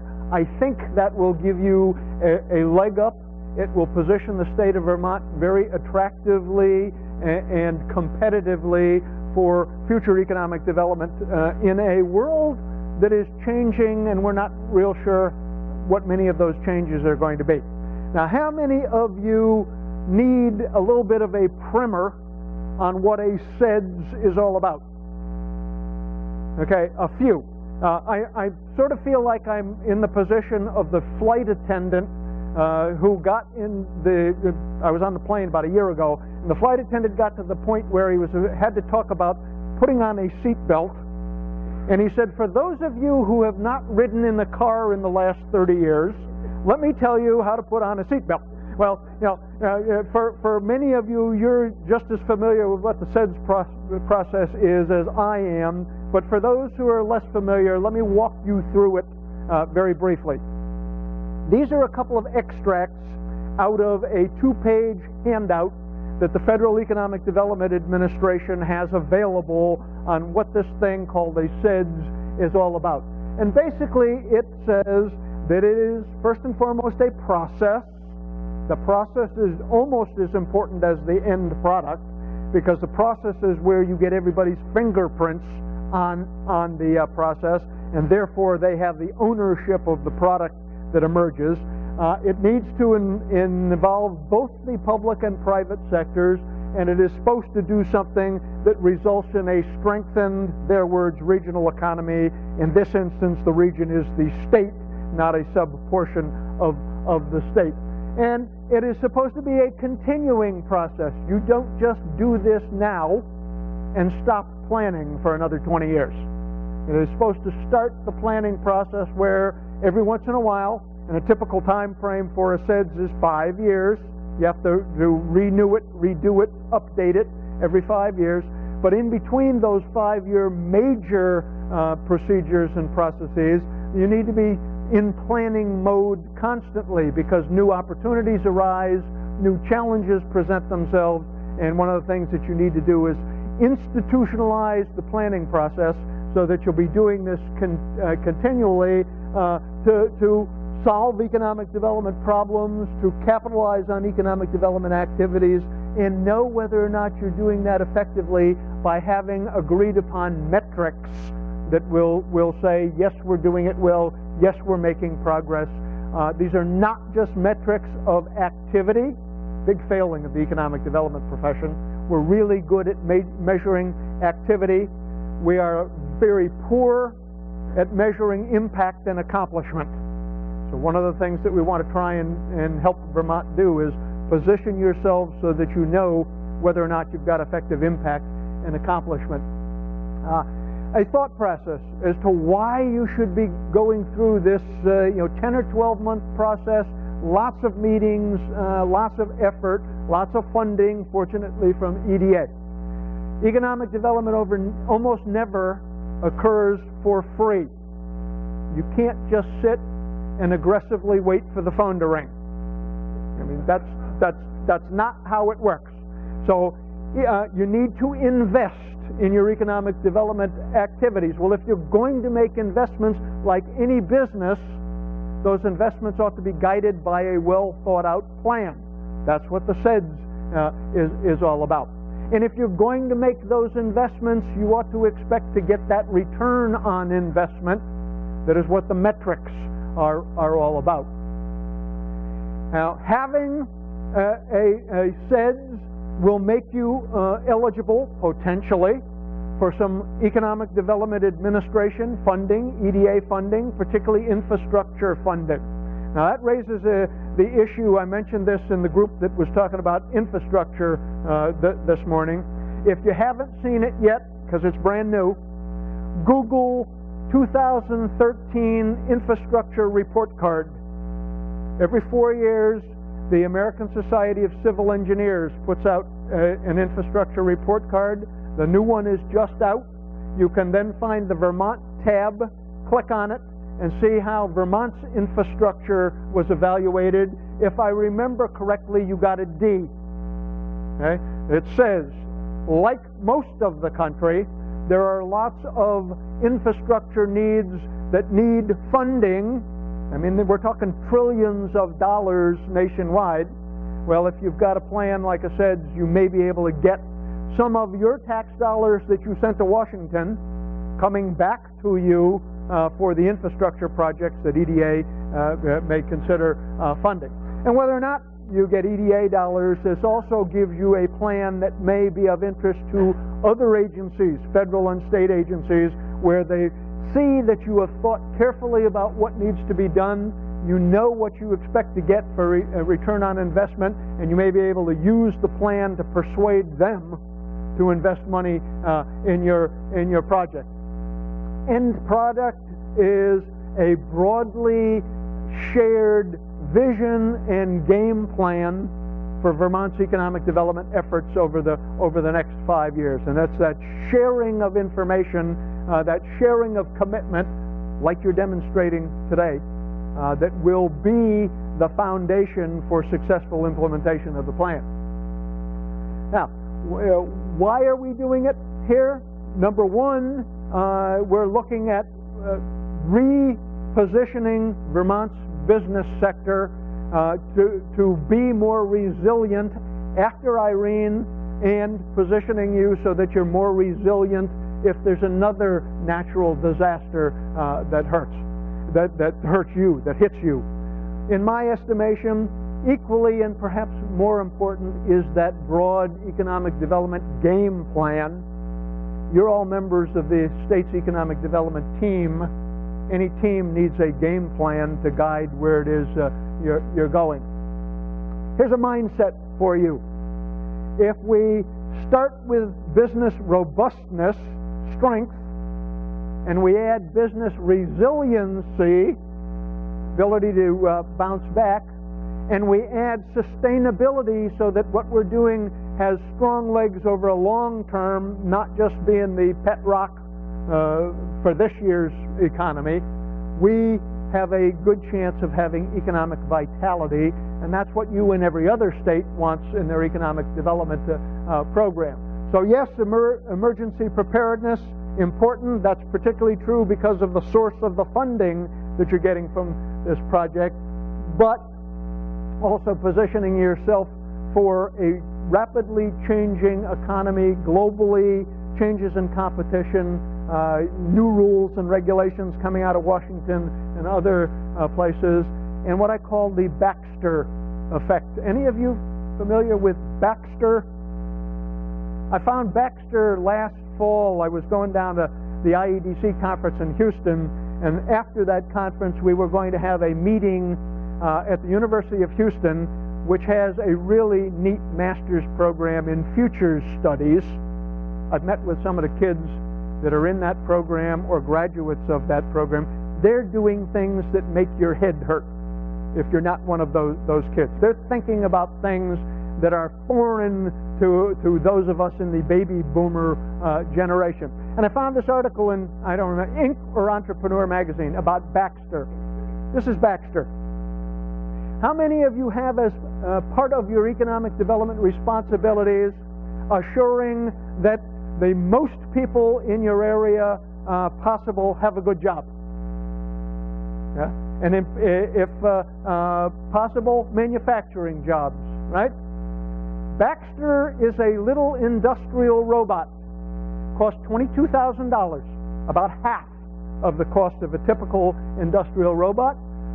You can take it out of the box, set it up, program it, and have it operating in an hour or less. It operates on now this is one of these things that future studies, an open source robot operating system. Have you ever heard of a robot operating system? They got one. And the scary thing is that Baxter is projected to do away with somewhere between 23 and 30 million American jobs in the next 10 years. Now, the difference, that 7 million difference between 23 and 30 million, had to do with whether or not they could figure out how to program Baxter to flip burgers. Don't need to do that anymore, because Baxter's got a girlfriend now. Baxter's girlfriend, this is clever now, Baxter's girlfriend is named Patty, and Patty can cook, assemble, wrap almost 400 burgers an hour. So flipping burgers, the last refuge for the low-skill worker, may also be replaced with a robot. Those are the kinds of challenges domestically and globally that we are faced with as we go forth. I feel like Star Trek. We're going forth to a place where no man has been before. You know, that's part of the reality of economic development. Now, here's some numbers of interest. Conway Data, publisher of Site Selection Magazine, tracks announcements of projects, manufacturing, office or headquarters, warehouse distribution, research and development, speculative buildings, or some mix thereof. And every March issue of Site Selection Magazine, they publish their scorecard, and this is what has happened over the last 12 years. We've actually been on an uptick the last 3 years. We're back up over 5,000, over 5,500 jobs. But the number of projects that met one of 3 tests, there's a lot of smaller projects, so these are the larger ones that we all like to get. $1 million or more in capital investment, or 50 or more jobs, or 20,000 square feet or more new building or addition. The number of projects nationwide in the United States in 2012 is down 55% from what it was in the year 2000. total of almost 84,000 projects, pretty good number. How'd Vermont do? In that same 12-year period, you have had 7/100ths of a percentage point of the projects in the United States. Now, maybe that's a reasonable number based on the fact that you're a relatively small state in terms of population, but maybe you're not satisfied with that number, and that's a challenge for us to take a look at as we go forward into the future. You can see segmented both new or expanded manufacturing, and then the other is all of those other categories that I mentioned. So that's something that we need to think about as we do the SEDS. Here's how this process is going to play out. The overall oversight is your Agency of Commerce and Community Development, and I'm the coordinator of a multi-firm team that amongst us, as near as I could estimate, done about 600 projects across the country, and in fact in several other countries. Garnet Consulting Services, my firm, Leslie Cosgrove and me, will be the coordinating role. Then we have Camoin Associates. Camoin is largely, well, not largely. They've got an office in Albany, they've got an office in Maine, and Rachel Selsky is here from the office in Brattleboro. If you still have lunch on your lap, don't stand up. So Rob Camoin, Jim Demesis is in Maine, Rachel. Then we have Wadley Donovan Growth Tech. You may be familiar with Wadley Donovan. They were part of our team that did the Chittenden County SEDS. They're also a major site location consulting firm. One division works with companies. Growth Tech works with communities. Bill Frederick, Maverick and Boutique. Many of you have met John Findlay and Abby Strauss. Are you out there, John and Abby? They're in the back. Harold and Associates, or Robbie Harold, one of your neighbors from Montpelier. Robbie's been involved in the economic development business in Vermont for a long, long time. And equally important, you, the stakeholders. You're the folks that will make this process work. Now, it didn't say in the notes that I gave Lawrence for introduction that I am a Marine officer, so I expect you to stand straight and march efficiently. And I'm going to be riding you to make sure that we get a good project out of this. Foundations. Lawrence mentioned places that already have SEDS. We're not ignoring them. We're going to build on them and develop a clear understanding of them. Many other elements, the existing plans, documents, organizations that we already know about, we've already familiarized ourselves with, or will do that in the near future. And then just as continue the primer on what a SEDS is, again, these are things that EDA includes as part of the process. I mentioned the public-private partnership. EDA requires a broadly representative SEDS or strategy committee, and the majority of that committee has to be from the private sector. So we're looking at that private-public partnership. And then the resulting document has to cover lots of different things, an understanding of where you have been, an identification of where it is you want to go, and a game plan that tells you how to get there. And that's the Reader's Digest version of lots of verbiage from EDA on what is expected. And we need to make sure that we take advantage of any other plans and figure out what we're proposing for you, what you're proposing for you relates to other plans. So you see, these are what I would call the sustainability elements. Chittenden County was a project where the SEDS was not funded by EDA. It was funded by a HUD sustainability grant, but you find that many of these elements are articulated by HUD just as they are articulated by EDA in terms of paying attention to transportation and environment, workforce and technology, and so on and so forth, with the recognition that where it will move into effective implementation or fall apart is the last line: funding. Planning is relatively easy and relatively inexpensive. Implementing gets expensive and more difficult. Lots of places have the old forklift reports that are used as a paperweight or a doorstop, because they got lots of good ideas in them, but nobody came up with the resources necessary to move in implementation mode, and we will try and effectively position you to do that. Metrics specifically identified by EDA. We need to talk about the jobs created and jobs retained by whatever it is we're doing. We need to talk about the kinds of investments that we're going to have and how much private sector investment we can leverage with limited government funding. We need to specifically be trying to change the economy of the state of Vermont, and there may be measures that you identify that are equally important.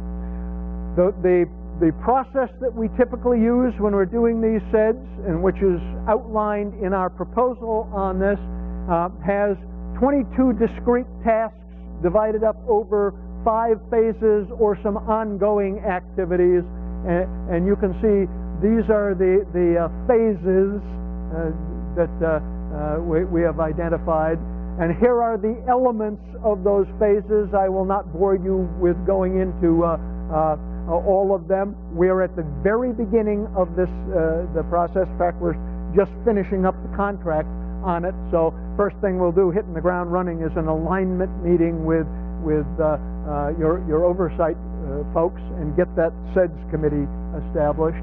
And then we go into the detailed analysis process, where there'll be lots of statistical analysis, lots of interviews, lots of regional focus groups, lots of ways where we collect information, concentrating in part on what kinds of businesses and industries should you be investing in, supporting, trying to make happen in the future. And then we create the draft of it. One of the things that is required by EDA is that we solicit suggestions for projects. And you'll get a whole long list of projects, usually too many to be considered all equal. So then we need to prioritize those and come up with what EDA calls vital projects. And we'll be going through that solicitation and evaluation process. And eventually we have a draft document. There will be a review process. And then we create the final document. And ongoing, cutting across all of these phases, we're going to have as robust a public participation process as we can. That is one of the areas where John and Abby and their Zing process will be applied. I know some of you had the opportunity to see Zing in action today. Others did not. I hope you'll swap notes because it's a really effective tool. And then obviously your committees need to be meeting periodically. Deliverables, you see a whole lengthy list of what you are going to get out of this. The statistical profile is going to be put together as much as possible so that it complies with the data standards published by the International Economic Development Council. This is a set of spreadsheets that a bunch of site location consultants agreed on a number of years ago. Was the data that they need to have almost 100% of the time.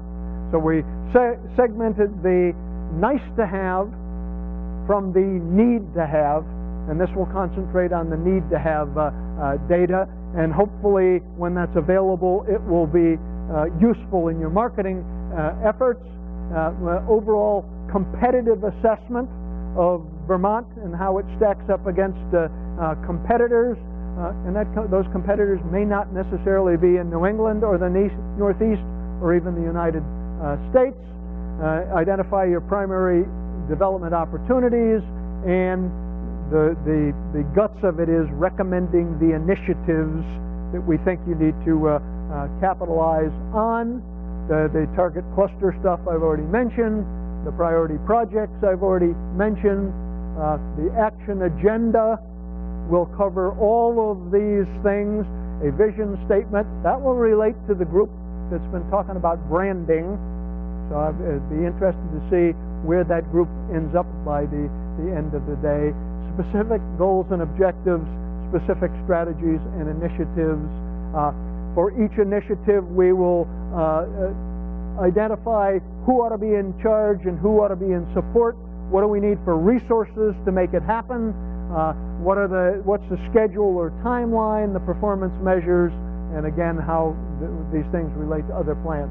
We like to present the initiatives in a format that looks like this, and I realize that's difficult to read, particularly in the back, but this puts in a relatively succinct form all of the things that EDA requires, and more importantly, all of the things that you would need to be thinking about as you move from planning mode to implementation mode.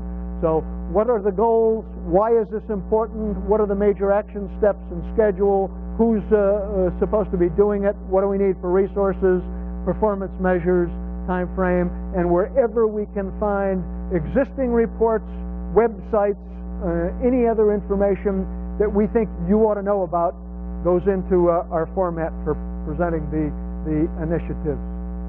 So, with that as an overview of what the SEDS process for the state of Vermont is all about, what might you have, so that I don't kill myself tripping over the wire, what do you have for questions, comments, concerns?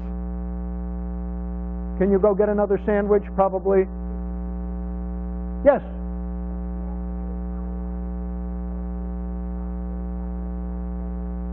We're probably talking, typically they run somewhere 10 months to a year.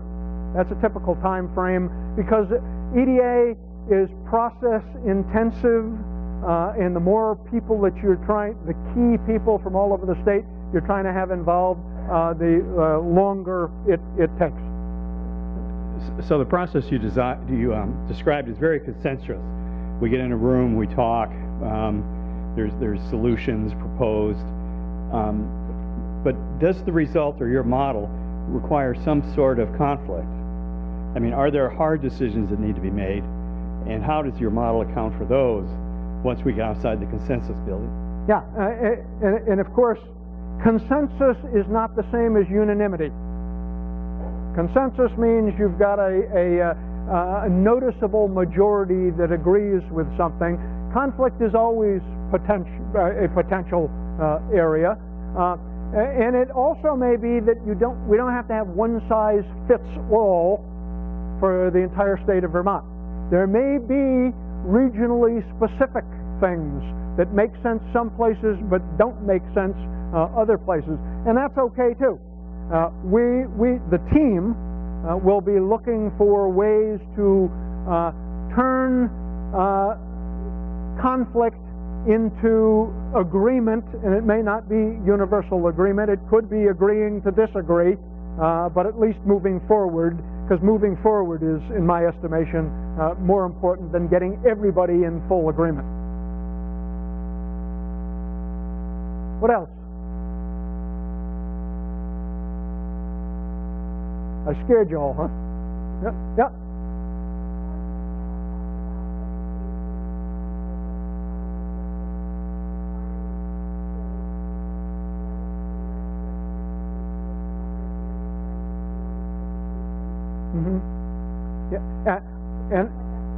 Yeah, absolutely. And I mean, and we typically think of education as being part of workforce. So when you went back to that screen that listed those things, it did specifically talk about workforce. And having the interesting thing is, as I work around the country, I've mentioned this earlier today, and I talk to hundreds of business executives, and I ask them the question, is your higher education system turning out the skills you're going to need 5 years from now? And they almost always do exactly what you did. No. So then my follow-up question is, well, what skills are you going to need 5 years from now? Oh, the typical mindset is 15 to 18 months from now. We can project that far as to what we're going to need, but start to get out 5 years, the crystal ball gets real murky. So it's not so much a matter of the higher educational system better get its act together and start preparing the skills that we're going to need. It's creating a mechanism where the business community and the educational community are constantly in dialogue, identifying the new skills that are going to be necessary as we move into the future. It's sort of like a 5-year capital improvement program for education. It's that revolving, here's what we need next year, and 2, 3, 4, 5, let's cross this year off because we did it, and add another year 5. We need to have that same kind of approach to educational planning and programming. More? Yes?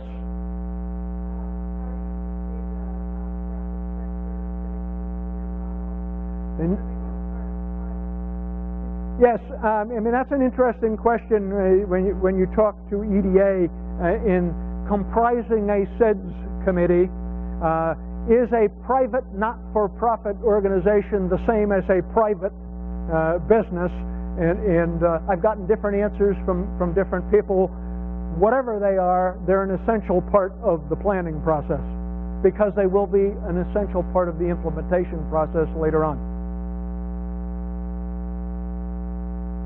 Yes, sir.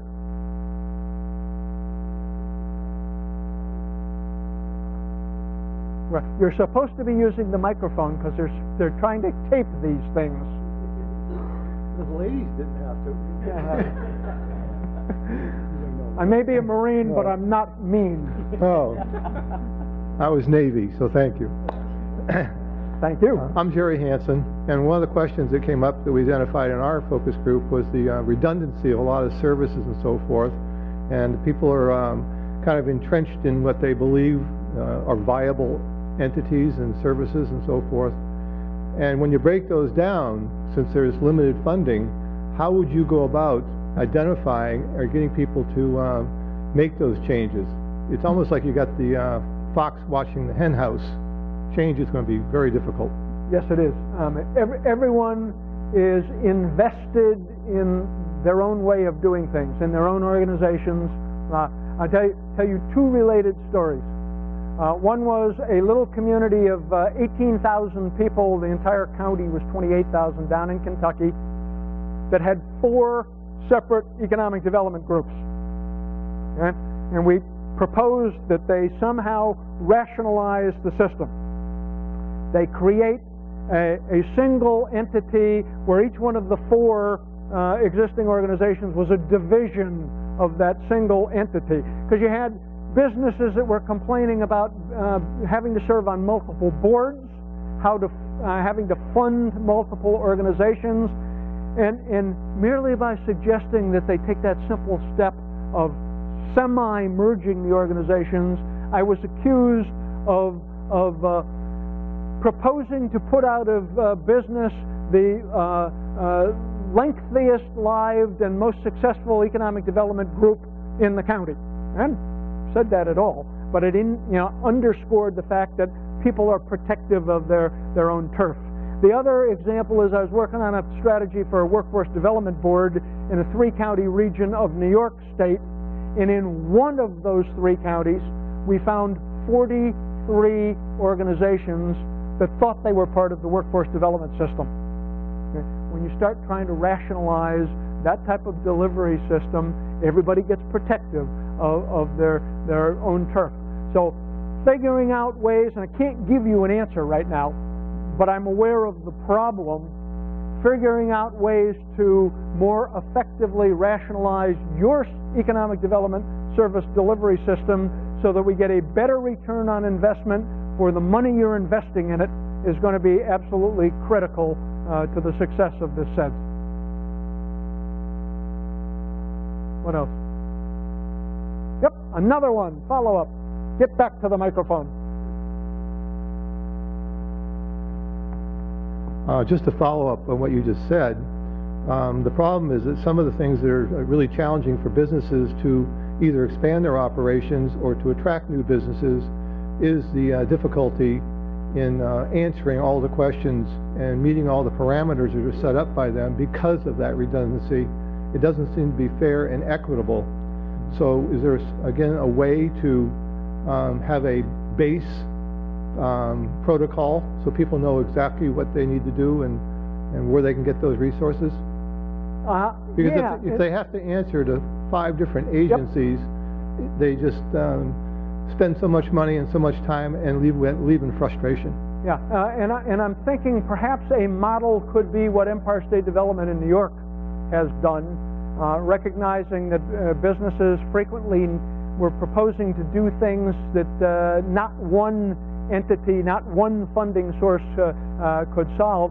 So they now have a unified application that pertains to, I don't know, 15 or 20 different funding sources. The business or the community, the county submits the application, and then it's up to the state organizations to meet together to figure out the most effective way to take care of that need. And I can see some variations on that theme as potentially being the model for what you can do here. Yep, I have a question for you. If the outcome measure is job creation, we have to be rather patient because it might take a while for the seeds that we sow today to result in significant job creation. And part of the problem is our legislators might become impatient with the plan and then decide to stop funding it when we need to have a 5 or even 10-year outlook. Yes. That's a good statement. I didn't take it as a question. Well, no, it is a question. And are there other metrics that one can bring to this that might give us a better idea of the short term? Oh, sure. I mean, job creation was not the only metric that was up there that EDA is looking for. There are a wide variety of other kinds of projects. For instance, infrastructure improvements that will get evaluated in terms of how much public sector money is necessary and how you're going to use that to leverage private sector. Interesting, I just saw an article this morning about how there are venture capitalists who are looking at how can they get involved in investing in infrastructure improvements. So there's new approaches to those kinds of problems that don't involve job creation at all. So it's going to be, yes, jobs, certainly important, although, you heard this morning, unemployment rate, 4%, give or take, half the national average. Many places other than North Dakota, which loves fracking, and I suspect you don't, they're one of the other places that has a low unemployment rate. Well, I suspect, and I've seen this in writing, that while you may have a low unemployment rate, you may have a high underemployment rate with lots of your college graduates with really good skills, and I met one of them when I was working on the Chittenden County project. There's a kid who came up to UVM from New Jersey, fell in love with this area, and is a waiter at one of the restaurants in downtown Burlington because he refuses to leave the area. And you got a bunch of folks in Vermont that are here for the exact same motivation, and we need to again figure out better employment opportunities for them so that rather than make whatever they're making on minimum wages and tips as servers in restaurants, they can take full advantage of the skills that they've got. Any others? Yep, okay, I think we have time for one more.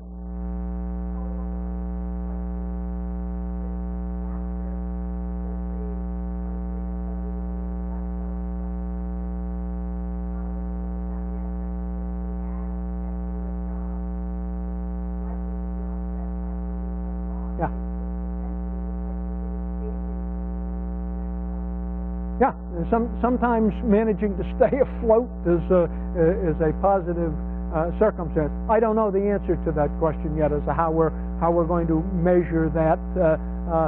Yeah, for starters, somebody's going to need to manufacture Baxter and Patty, so maybe we put together manufacturing plants in robotics, because there's all kinds of robotics and nano-robotics and inflatable robots and all kinds of stuff related to robots that are occurring now.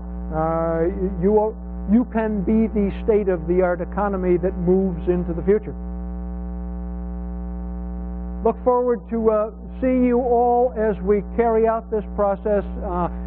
It's nice to be here to see so many friends and familiar faces from NEDA conferences and other reasons where I've interacted with Vermont folks. So please stay involved. Please contribute. We can guide the ship, but you got to tell us where you want to go. Thank you.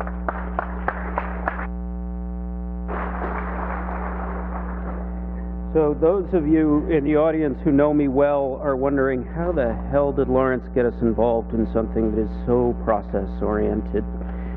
I promise that the reason that we got Mark involved is not because I've completely come unhinged from my own moorings as you know them, but we recognize it is necessary, though not sufficient, to have this kind of planning done and have somebody like Mark and his organization helping us do it rather than relying on somebody like me to pay attention for that long through this next 12 months to this many details. And it is a lot, because I'll be clear, when the governor asked me to do this job, he was really straightforward about the fact that he sees the work of the agency as being expressed through all of the rest of state government, and that our responsibility is to help ensure that everything our colleagues are doing, part of our responsibility is to make sure that everything our colleagues are doing is done within the context of what's going to help improve Vermont's competitive position and what's going to improve the quality of life for Vermonters, because that's what it really comes down to. It isn't a question of whether or not we've got full employment,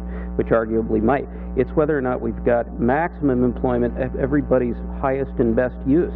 I think we can reasonably agree there's very few people whose highest and best use is flipping burgers. We've got a lot more of them flipping burgers than we need to. If we can offload some of that to lower skilled robots, terrific. If we've got new opportunities for people to pursue that are better suited to their human potential, and so that's overall what we want to accomplish. It's that ability to improve wages faster than the cost of living increase. It isn't just let's see wages grow, it's relative to what. So productivity enhancement is absolutely critical, and that's one of the things we came in, and there's this huge bemoaning of the loss of manufacturing jobs in Vermont over a period of time that, well, yes, we lost manufacturing jobs, output went up 2.5-fold. If our manufacturing sector had not increased its productivity over that time period by that much, we wouldn't have any manufacturing sector at all. So there's a lot of different components to this, and speaker question, it needs the nonprofits, it needs the businesses, it needs schools, it needs members from all walks of life. So we're going to continue this, look for your participation. Right now we're going to go on to another panel, and we've got another good group of people, and then we'll go back out into the breakout sessions to work on specific achievable outcomes, and then we'll come back for reading out from this. But this afternoon I'd like to welcome Steve Voigt, who's the president of King Arthur Flour, also an employee-owned company. Tom Moffat, the president of Commonwealth Dairy, who knew Greek yogurt could be so phenomenal.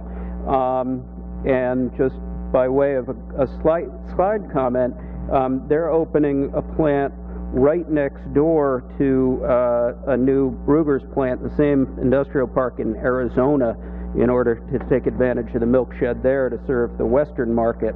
Our job is to make sure that the line that plant ships to and the line Vermont's plants ship to is as far west as possible.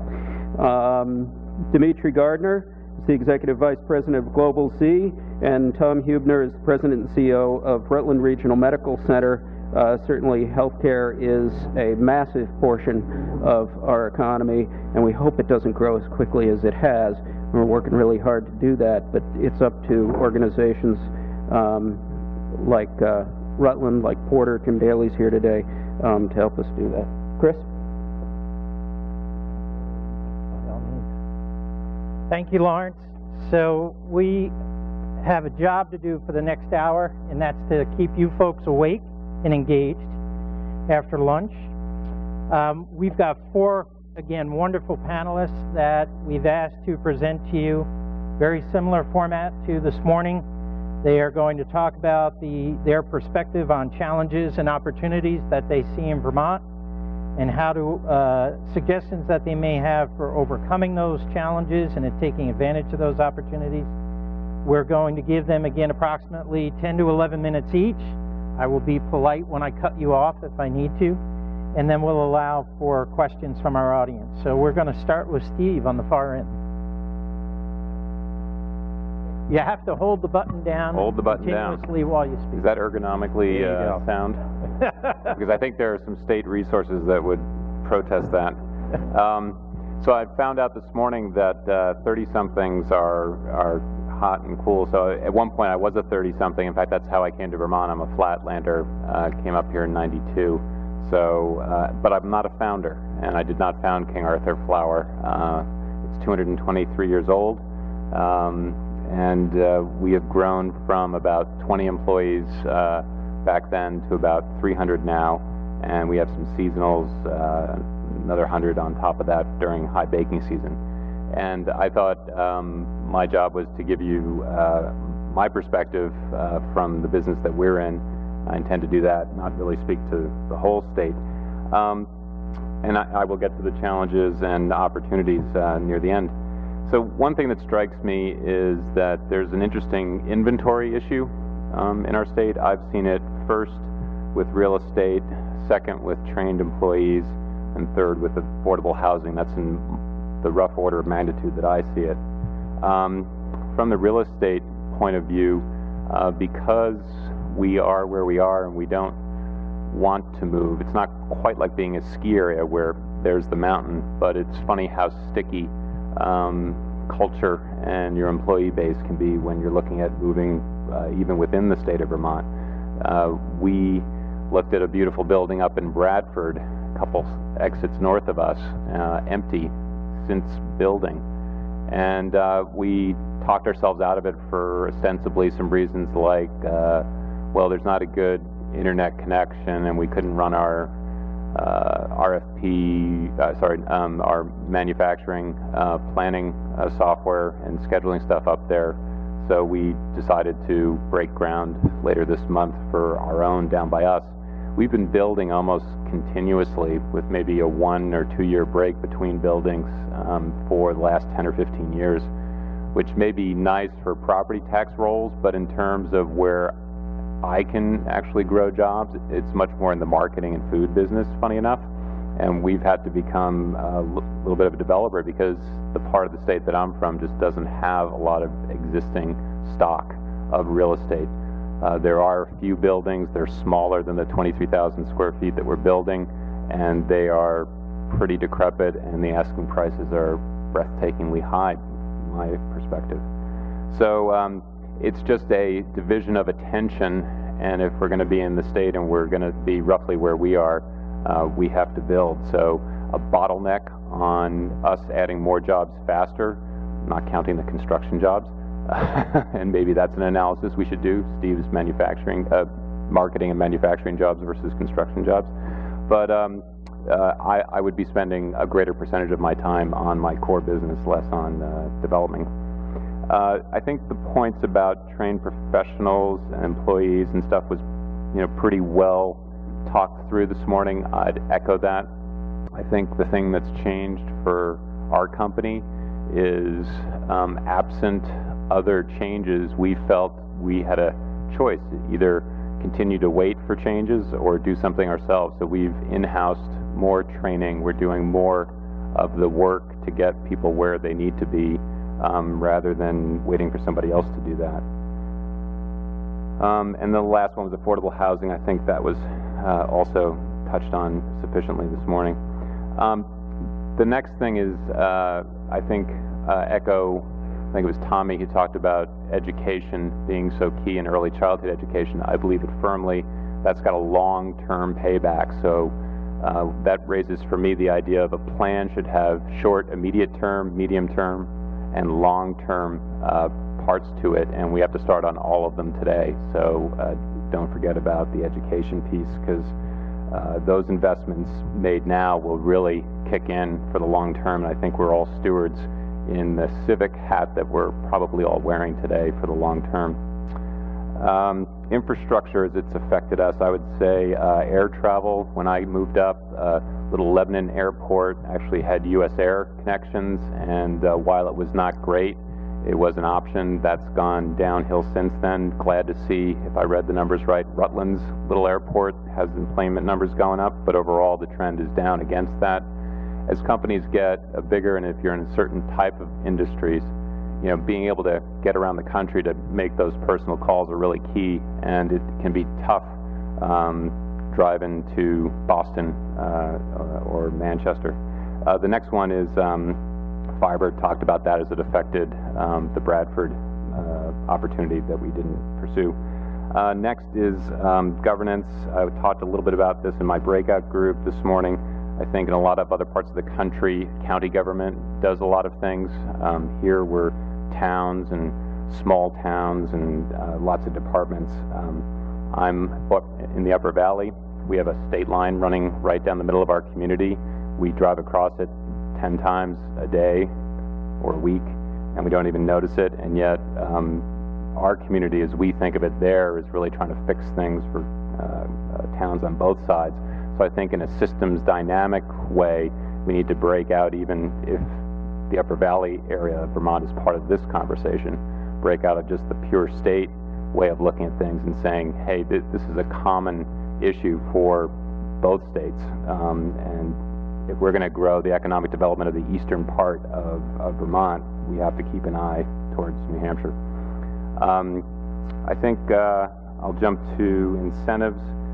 That was talked about as well this morning. Our experience has been that Western Mass, Indiana, they are two that have been chatting with us, not specifically on King Arthur business, but just the amount of incentives they give. I had a Tuck real estate group, Tuck Schools 2 miles across the way, Dartmouth, New Hampshire, and we asked them to do a student project. They just presented Wednesday last week, and they have just some incredible stories of how other counties, other states are looking to lure businesses in.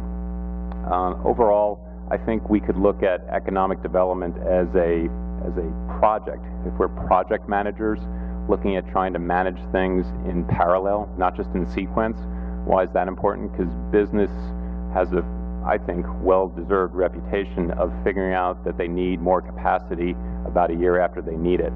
And especially in the tough times that we went through, we were a little hesitant to pull the trigger on some expansions. So when we need it fast. And I think that gets to one of my first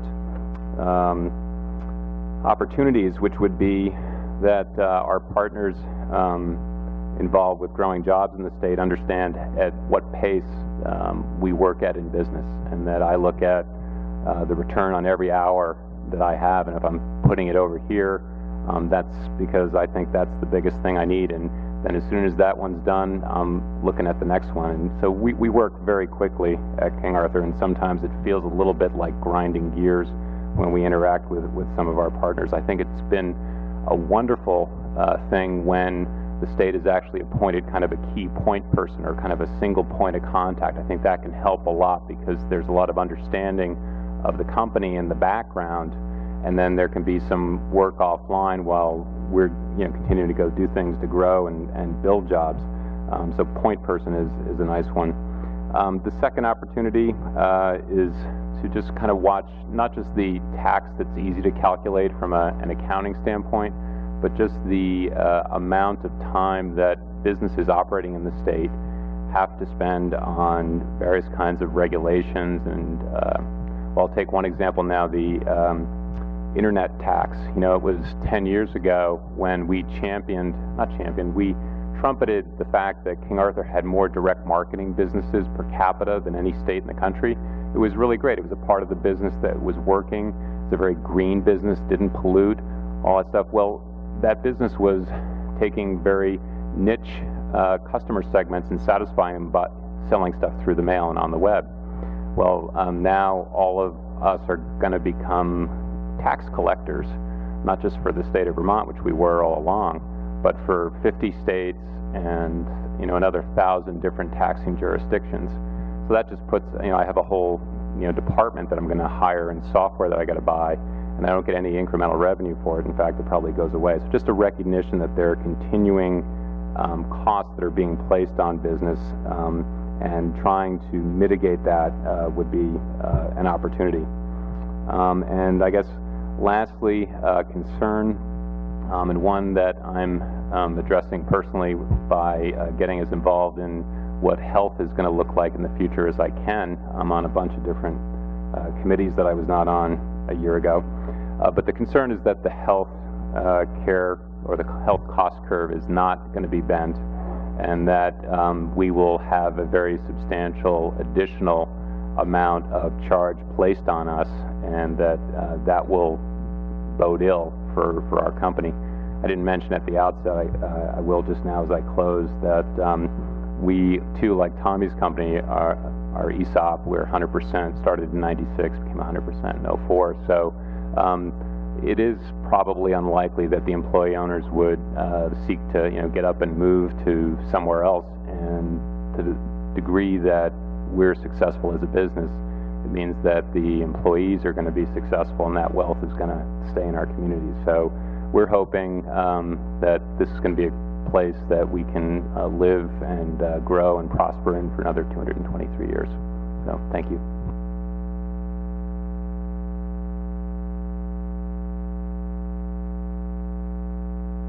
Hi, I'm Tom Offit, and I guess I would start by contrasting myself with King Arthur Flower and what Steve just said. We've been around for about 2 years.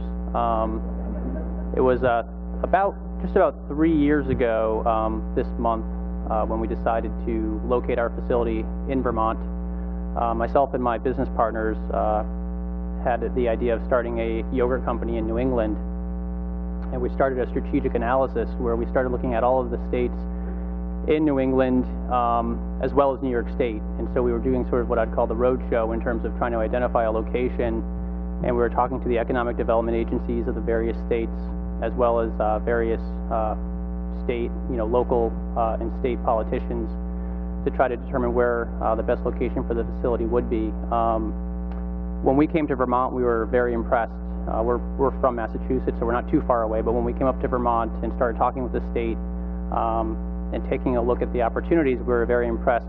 And one of the things that we'd heard over and over again, and we'd heard it from our attorney a few times, was that when you look around the room and you go to different, various functions in the state of Vermont, there's about 50 people who pretty much make everything happen. And so we really started to value the benefit of having a small state. There was some real value there for us, and the state of Vermont really understood what we were trying to accomplish. The state of Vermont still has a very strong dairy industry, largest dairy producer in New England, and we were very pleasantly surprised by just how welcoming the state was, and how well at a multitude of levels that the state employees and the people we were interacting with understood our business and what we were trying to accomplish. So that was sort of the first step in the door in terms of coming to the state of Vermont to locate the facility.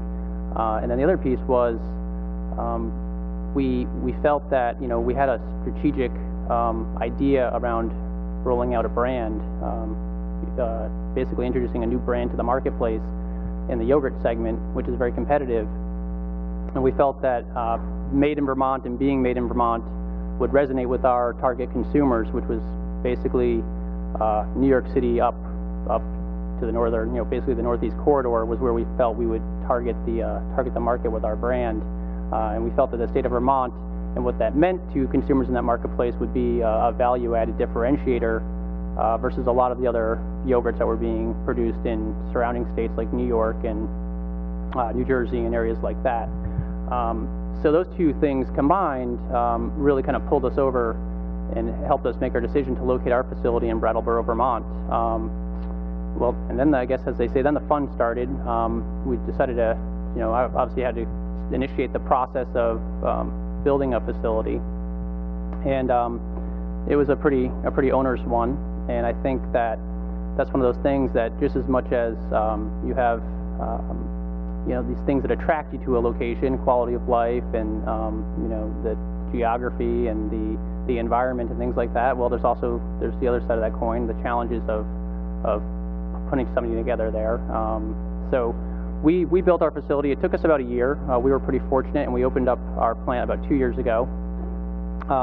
And since then, we've been on a fairly rapid growth curve.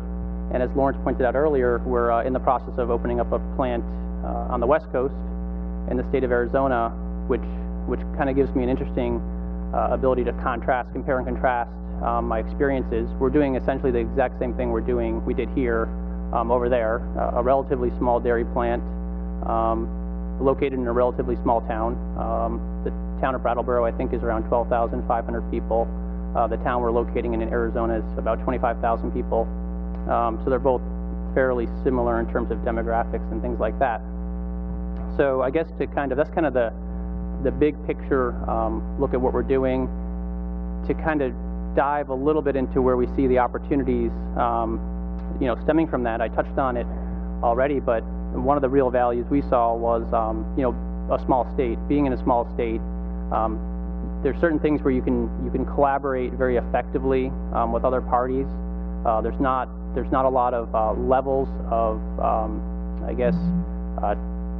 levels of people you have to get through to get to the right person you want to talk to. I'm often at events where I can talk to somebody who's the head of, for instance, one of the state institutions like a college or university or something like that, and you can share ideas and try to collaborate and put things into action. And that's been a value to us. It's been something that we actually put value on and recognize the differentiator that provides us versus some of the other locations we were in. One of the stories I like to tell along those lines is when we were looking for a location for the facility, I couldn't get a phone call back from the secretary of, I hope there's no Massachusetts state people in here, but I couldn't get a phone call back from the Secretary of Ag's secretary. Whereas when we came here, basically one or two phone calls and we were riding around in the car with Roger Albee, who was the Secretary of Agriculture at that time. But we were very able, very quickly and very enabled to do things. And so one of the opportunities we see, and we're starting to work on this, is working with these state institutions to do things. For instance, one of the challenges I'll talk about is finding qualified labor. It's very challenging in the dairy industry to find people who have experience working in the dairy industry. Well, we've been working with the Vermont Technical College, State of Vermont Technical College, trying to put together programs and support them in their efforts to put together programs to, in essence, train people in the technical skills that are needed to support and work in a dairy company. There's a lot of opportunities. I mean, dairy's one of those growing areas in the U.S. economy. It's been doing pretty well in terms of just dairy processing. It's influenced by global factors. There's a lot of emerging markets like China, Indonesia, Vietnam, and they're seeking out value-added dairy products because a lot of their dairy infrastructure is either non-existent or just not at the level where the consumers who can afford dairy products want them to be. So there's a lot of export opportunities, and we see a lot of that, and we're experiencing a lot of that. A big piece of our Arizona plant will be exports, and but it's very difficult, and it's actually a growth inhibitor to us that we can't find enough qualified people with the technical skills to work in a dairy plant. And I'm talking about people like plant managers and maintenance managers and basically dairy processors. And those jobs, they're very far and few between in the U.S. Those jobs are very sought after. There's very few people with those skill sets. When you come into my plant, you come into basically an international, we call it kind of our international melting pot. We have people from New Zealand, Russia, Germany, Austria, Greece. We have people from all over the world who are basically, making yogurt and working in the plant because we can't find qualified personnel in the U.S. And these people get paid extremely well, and I've become extremely well versed in visas. because I have no choice.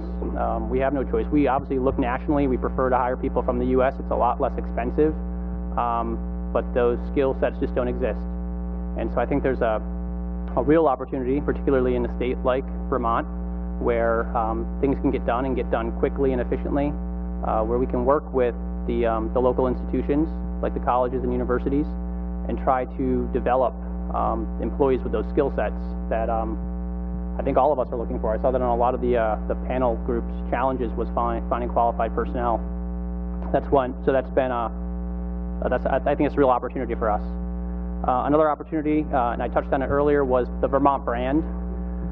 I think that obviously, you know, I'm from Connecticut originally, was living in Massachusetts, and there's sort of this aura around Vermont and dairy products in Vermont.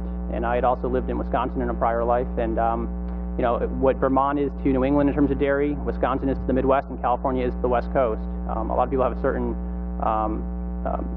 you know, vision and feel around Vermont, and it relates to not only food products, it relates to skiing, it relates to hiking and fishing and tourism, and there's a whole bunch of different segments that touches upon, and what people out in the market feel that the state of Vermont, you know, embodies.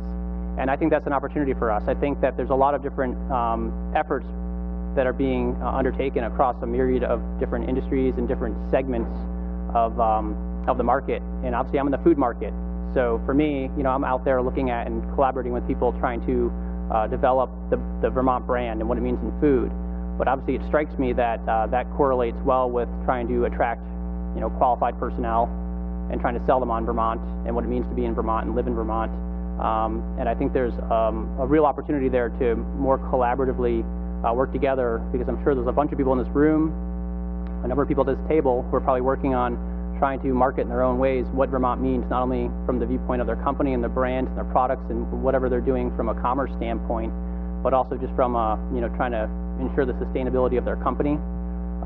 So we see a big opportunity there to work together, and we are starting to collaborate with other companies on ways that we can better market our products. Okay. And the last thing I would say was just in terms of challenges. We talked about attracting qualified talent.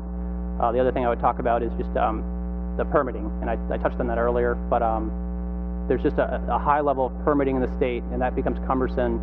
And as Steve mentioned earlier, you know, you're competing not only with other states in the area to attract businesses, but the entire country. It's a real competition to bring qualified businesses into the state, and just need to be cognizant of that. Thank you.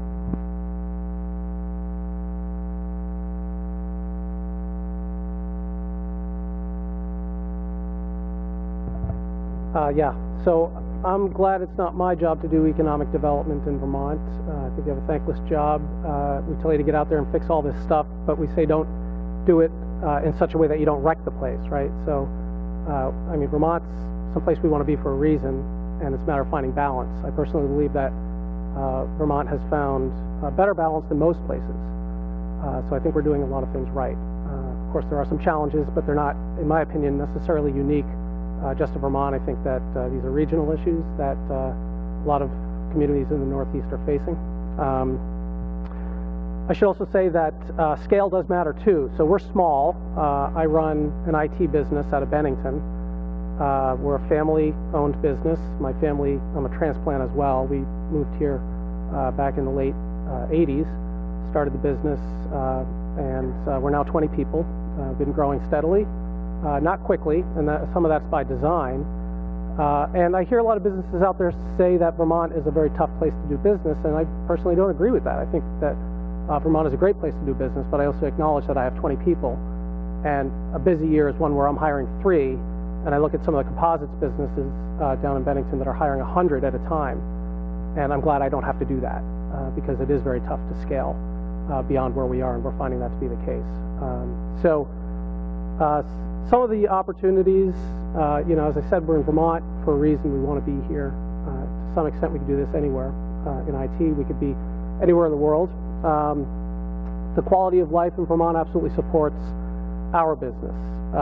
It supports, in particular, longevity and retention in our workforce. So we have a very complex business model. We have a complex, very technical product. It's difficult to build, it's difficult to maintain, it's difficult to operate. And it takes us 6 to 12 months to find an individual to fit in a particular job position. It takes another 6 to 12 months to train them and get them up to speed to generate revenue. Last thing we want to do is see that person leave. So recruiting and retention is very, very important for us. And the quality of life in Vermont, and I think the overall culture in the region really supports that model of retention. We don't see the rotating door that we see in a lot of metro areas. For example, I have friends that work in New York City. I don't know how they do it. It's a different, I think it's a different attitude about the job market. It's a different attitude about how the region where you live and work fits in with your life. And I think we make those decisions differently in Vermont. I think it really does support the overall philosophy of our business. One of the other opportunities or benefits I see, I echo some of the other comments about access to resources and government. You know, I wouldn't be here if it weren't for Vermont. This wouldn't happen in New York State, for example. An 18-person, 20-person IT company getting out and speaking with local economic development folks. You know, we have access to our state and regional legislators and various programs, and I really think it's quite excellent. It's been very good for our business. Some specific examples, so we recently were awarded with an international trade show grant through the Leahy International Trade Program last year. So that's enabled us to support our international marketing efforts. It's not a ton of money, but it helps. And that's really targeted directly at our type of business, which has been really great. Another example is we recently started a ISO certification process in our business, and we were looking for resources. We contacted VMEC, and Dick Morse came in and said this isn't an expertise that they have because it's IT specific, but they went out to another manufacturing extension center elsewhere in the country and located those resources for us and brought them in. And then Dick came down to our office and brought in Beth Demers from the Vermont training program and said, oh, by the way, here's some training money to help support this project as well. So not only connecting us with resources that are really important in these initiatives, but helping to find ways of funding them as well, which is really great. Challenges, I'm probably not going to say anything particularly unique here. I mean, infrastructure, it's Vermont, and in particular we're in southwestern Vermont, so you can't get there from here, right? So that's not that unusual throughout the state. Steve, if you think it's bad flying out of your area, come down to Bennington sometime. It's quite a challenge, and we travel all over the world for our jobs, and that is quite a challenge. And in rural communities, what do you do about that? I mean, so potential solutions, I'd like to see more public transportation in our area, particularly connected with lifestyle type transportations. Like, you know, we do have a shuttle that travels the Route 7A corridor, but it doesn't have bike racks, for example. And little things like that do matter. So I think we would take advantage of that. But I also recognize that it's easy for me to sit here and say, you know, we should have better public transportation, but covering that in a rural community is really, really difficult. But telecommunications certainly is an issue. I was recently driving to Burlington, working out of the car because I had an emergency to visit my brother in Burlington in the ER. My wife was fortunate enough to do the driving. I was working out of the passenger seat, and you know, trying to get a network connection, little simple things, it's basically impossible. I spent most of my time waiting rather than actually working. So I think that stuff does matter. I know these are recognized problems, and we're working on solutions. Number one issue for us, as far as challenges, is workforce. Not a surprise. I'm seeing that very consistently with all the economic development folks I speak with. So in an IT business, it's a particular challenge in southwestern Vermont. Now, I don't believe that this is personally a training problem. I think that there are training challenges and opportunities. I think that the training issues that we see are really more centered around what I'll call soft skill training rather than hard skill training. So STEM training can always be better, that's true, but that's not where we really run into the greatest challenges. It's really more about the soft skill stuff, the communication, teamwork, collaboration, problem solving skills, things like that. I don't think the issue is hard skill training per se. I really think what our challenge is as a community is in retention. So we've got brain drain, we know that. Vermont has it worse than most other communities in the Northeast. Bennington has it worse than most other communities in Vermont. So our young people are smart, just as they are everywhere else. I think they're probably above average, well above average in my experience. They tend to go away and not come back. So, you know, I tend to agree with the governor on this point. I don't think that we can prevent or should prevent young people from leaving the area. I think that's an important part of their development. I think we need to have opportunities for them when they are ready to come back and make those life choices. So what can we do about that? I think that I come from a marketing data background, so I tend to see everything as a marketing problem. I really do think that this is a marketing problem. I think it's about branding. And, you know, the point was made about branding Vermont. I think for tech to be successful in Vermont, I think we need to make Vermonters more aware of what's going on in technology throughout the state. There's an awful lot going on in tech, not just in information technology, but in a lot of other tech areas as well.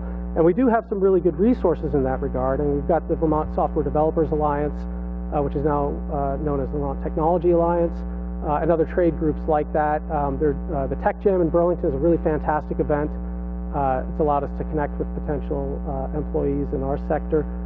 And those are really great opportunities, unfortunately, for most of the northern part of the state, and we really don't get access to those quite as well as other businesses do. So I believe that we could be doing a better job branding technology in Vermont, so branding Vermont as a technology hub by promoting the things that we already have here. And I don't believe that that's exclusively a policy job. I think that that's really the private sector has a responsibility to do this as well. So one of the things I'm working on is a coalition of regional technology employers to help bring people together and help raise visibility to what's going on with tech in southwestern Vermont. So, you know, our goal is so that when folks go away to college and are ready to come back 6, 8, 10 years later, they think of southwestern Vermont as a place where they can get a good technology job, which is absolutely true. Most of the time when we can't find the right people, it's not because the jobs aren't available, it's just because they don't believe that they're available or don't know. So I really think that this is by and large a visibility issue. So I think that's something that employers really do have a responsibility to help solve, and I hope to be part of that solution. So thank you.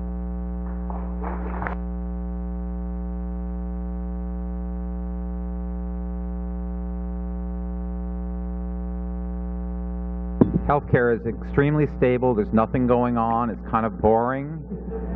I really don't know what to do with my days right now.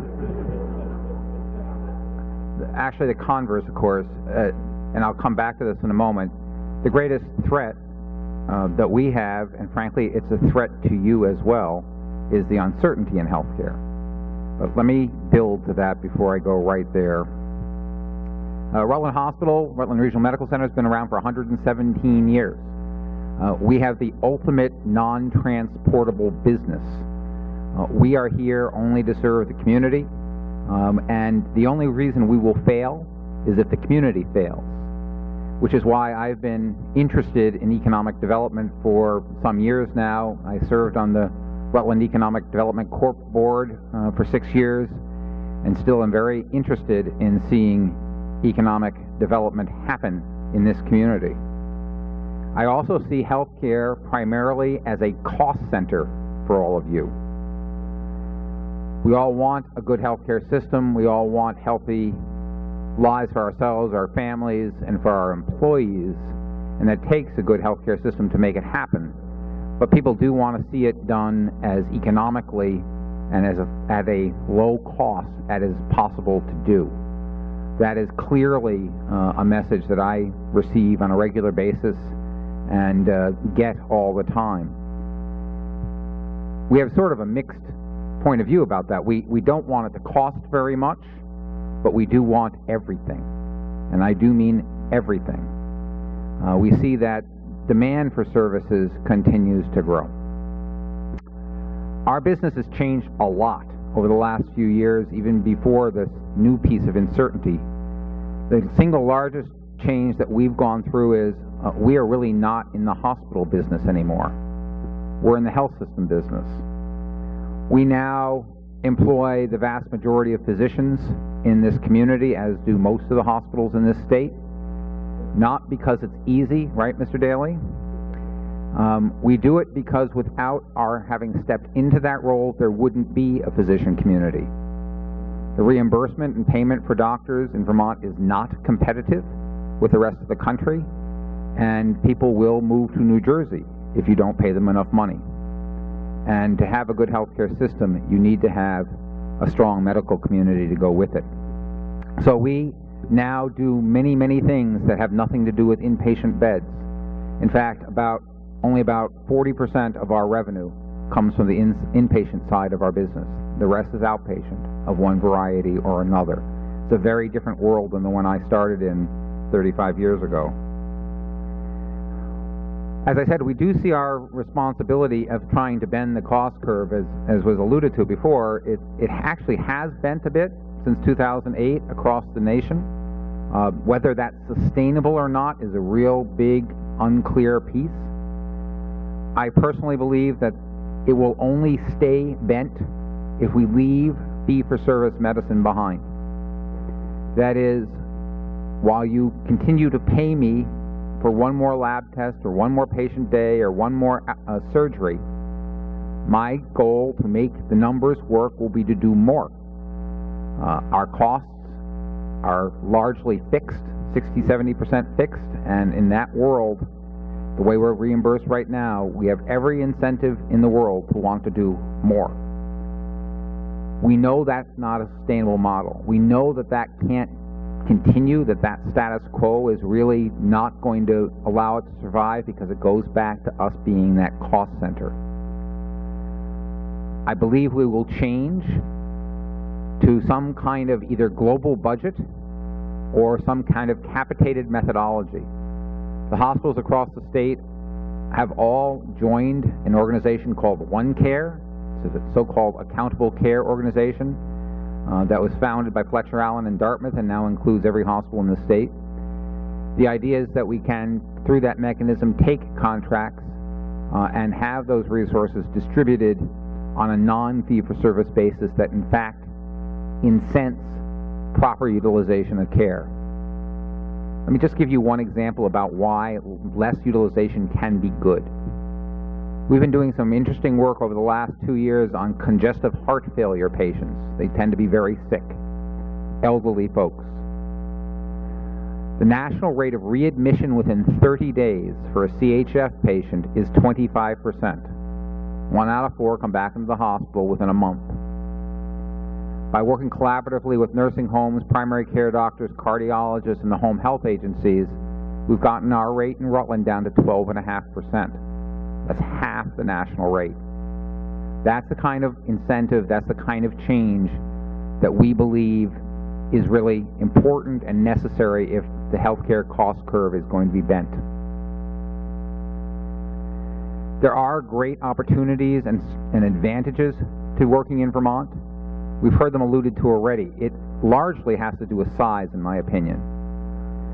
When things go wrong, when we need to talk to the governor, when we need to talk to the Green Mountain Care Board, who is my regulator, by the way, for those of you who do not work in healthcare or the power industry, you don't know regulation.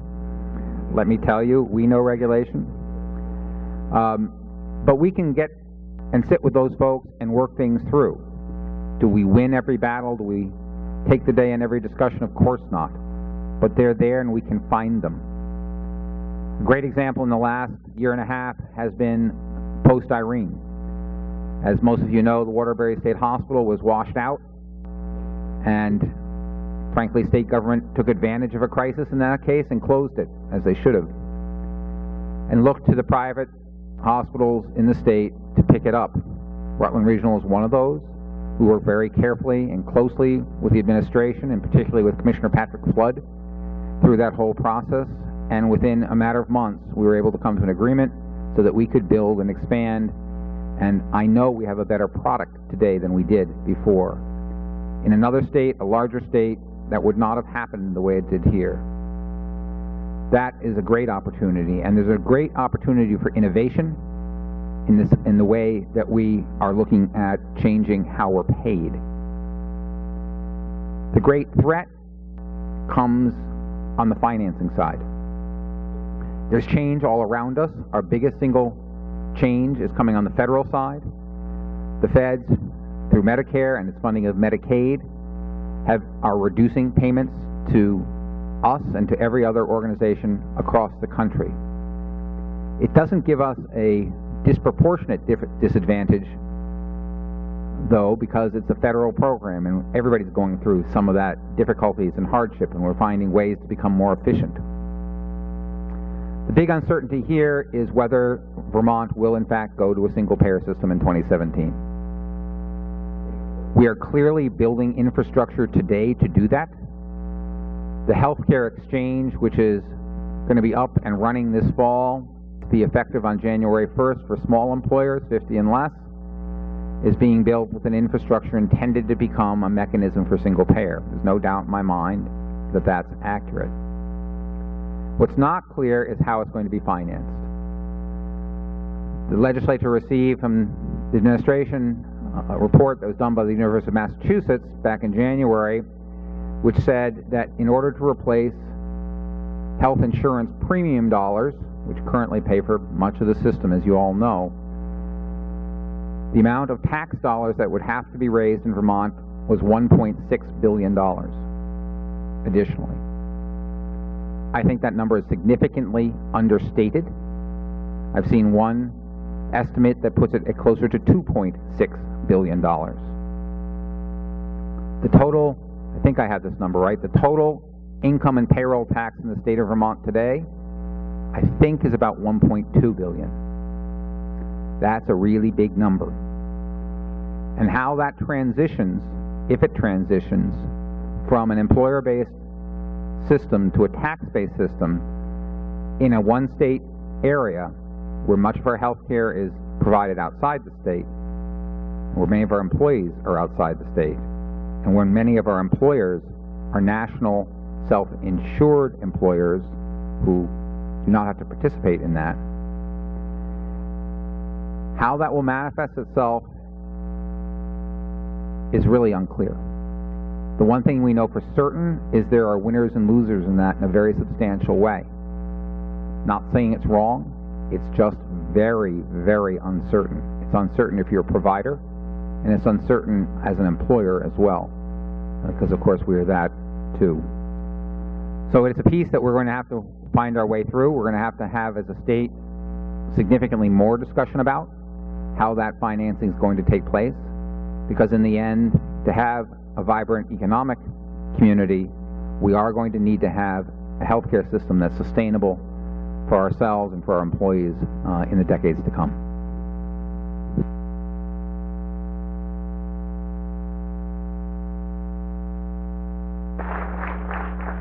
So again, we've got some sobering comments after Tom's speech on healthcare.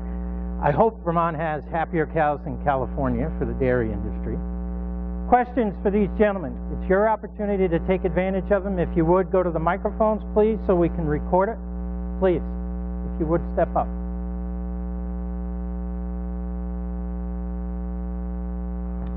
I'm Jerry Hansen, Psy Enterprises. I live in Rutland.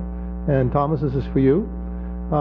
You talked about branding and the Vermont name and so forth, and maybe the prime criteria for your coming up here was that image projected by Vermont. And then you've chosen to go to the West Coast, which is Arizona, to do most of your exporting and so forth.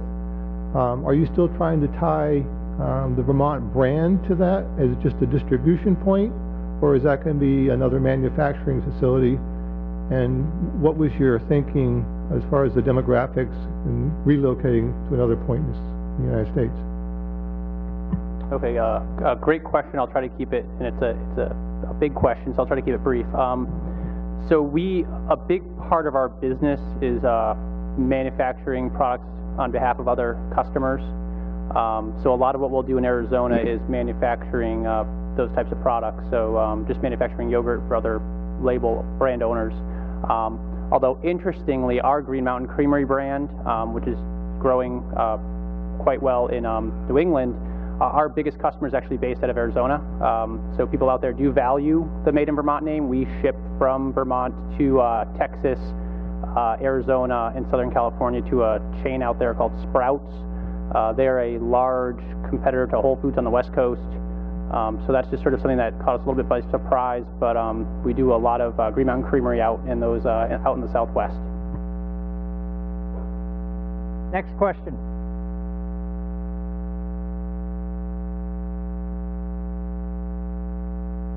Hi, my name is Steve Carr. Tom, not to keep you on the spot, I guess, but just actually all three of you to the right, Dimitri, Tom, and Steve had mentioned before, it's the workforce problem. And we hear it all the time, and largely, but it's in an anecdotal sense. And I'm just curious if you could sort of give us a sense of the resume of the party that you're looking for that you're not able to get. I mean, on the one hand, we worry and we complain about our educated children leaving the state, so they're getting employed by somebody, somewhere. It's just not here. So I've never been really clear, you know, is it STEM graduates that we've lost that we don't have that you guys need? Is it marketing types? You know, you get my point, sort of. I don't know the resume of the parties that we aren't using. Yeah, when I alluded to the kind of training that we've done in the last 5 years, I would say it's probably similar to Dimitri's soft skills. It's leadership of self, of teams, teamwork, a lot of the things Dimitri was talking about. We find that those skills don't show up typically in the youngest workforce that we look at. And then I think the other thing for your question would be if I went and looked at the last 30 or 40 jobs I posted and the experience that we're looking for, it sounded a little bit like Tom's point about you don't have these plant managers and maintenance guys kicking around, and experience has a value, and you're looking for it, you choose it. In fact, I heard him say he chose it from the international community before trying to replicate it internally. So for me, the two parts would be just the soft skills, kind of being an effective team player in a corporate environment, even a kind of a Vermont corporate environment. And the other would be just the value of experience in the jobs we're looking for. Yeah, and I would build off of that. I mean, there's a soft skill piece. I'll talk more about the hard skill piece, the technical piece. So Vermont does have a lot of dairy companies. Ben & Jerry's, Cabot, ourselves, a number of cheese companies, and it's just really difficult to find people with the technical skills, how to run a pasteurization system, how to run a raw milk unloading system, and those are skills that aren't easily teachable in a short time frame. That's something that takes years of practice and experience and education. I'll give you one brief anecdote there. South Dakota, we go to South Dakota. South Dakota State University is the only university in the country that has a plant management and dairy plant processing program, technical program, and we recruit people from South Dakota. And South Dakota is interesting because they've actually turned it on its head. They're actually now building their dairy industry around the fact that they have qualified people who appreciate the quality of life in South Dakota. They've got qualified plant managers, they've got qualified maintenance managers, they've got qualified technicians, and now South Dakota is going out and recruiting dairy companies. They recruited us to come and build there, and they are getting big companies to go there and build, because that's probably one of the biggest challenges dairy companies face, is finding qualified people who can make great products. So that's the kind of things we're looking for, and it's just really hard to find them. Once we do find them, we have a very low turnover rate. We get people to come here from places like Russia and Austria and Germany. We get people to come here from South Dakota, and they love it. I mean, they like the area, they like the environment, they love the mountains, the fishing, the skiing. They love the fact that they're 2 hours from Boston. There's a lot to love. It's just a matter of going out and trying to find them. I'll just add a couple of quick things. For us, it's STEM jobs, so the students are being trained effectively, but they're looking for those jobs elsewhere. And I think it's because we're just not known for those types of jobs. We have been more effective recruiting for those types of positions from the Albany area, and that has worked for us. In fact, that's our primary recruiting ground these days. The downside is we have lower retention from the Albany area, so we can fill the jobs more easily, but they don't stick around as often. And I just think that fundamentally is, per my original comment about sort of Vermont being a lifestyle place and prone to retention, folks that want to stick around. So there's a trade-off there for us. And we have the same issues too. For some professions where we have enough scale that we can have a decent training program, nursing, We have a great program with Castleton State College that provides us, as frankly, nurses we need. We finish off their training once they come to us. But the smaller quantity high-tech positions in healthcare, a medical lab technician, you need a few.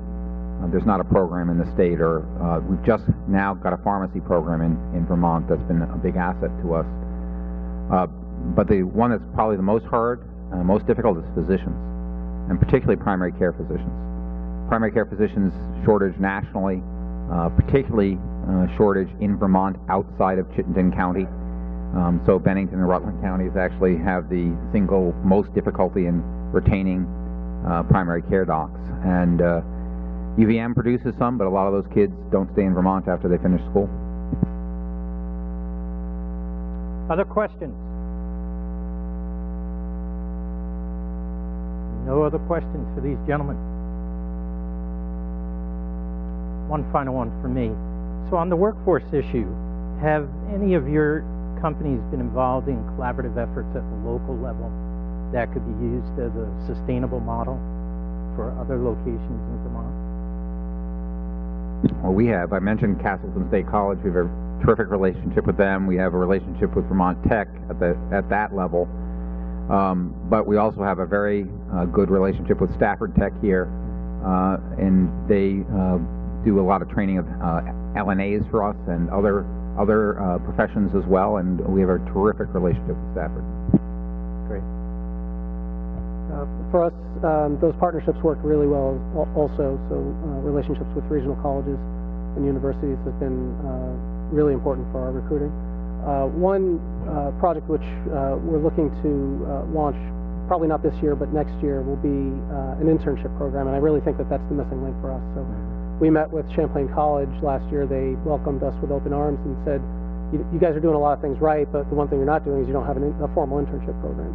So if you want Champlain College kids to come down for a summer and potentially come back there for a job after they graduate, that's something we really need to look at. So that's for us a missing link. Good.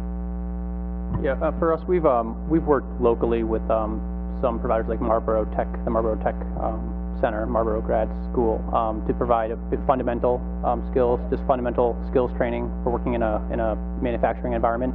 And we've also worked pretty extensively with VMEC, which has been beneficial to us. Again, those aren't getting down to the really specific skills that take a couple of years to develop. But in terms of just being able to function in a manufacturing environment, we have been able to collaborate locally and do that. I think our most useful collaborations have been with other companies that share some of those soft skills, and we've opened some opportunities up to each other. We have reached out. Dartmouth's close. CCV is a neighbor. But I think the kind of positions that we're looking hardest for are the ones like, in Tom's example, the medical lab technician, where it's not a whole room full of 40 people that you're trying to get to a certain level. It's these one-offs, and it's amazing how many one-offs you need in a company like ours. So while we're very open to it, we've tried a couple of things. It hasn't really popped for us yet. Great, gentlemen. Let's give them a round of applause.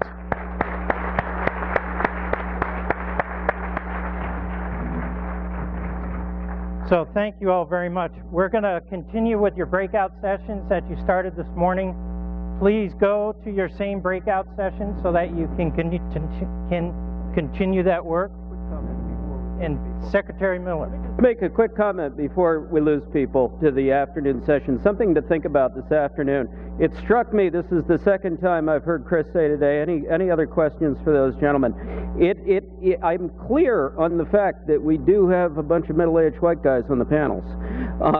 And as much diversity as we have at the agency and going into prepping this is still the result. So a reminder, one of the challenges we have in Vermont is our population base and our demographic. And when you control for age, race, educational attainment, Vermont has exactly the same population growth characteristics as the rest of the country. We just don't have a lot of members of the populations that are growing in the United States here in Vermont.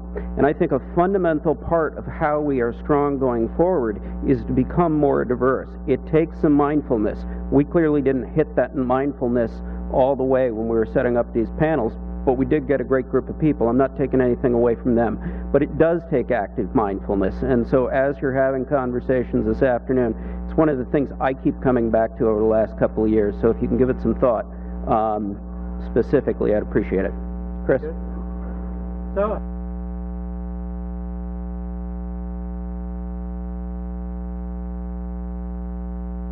you come up first.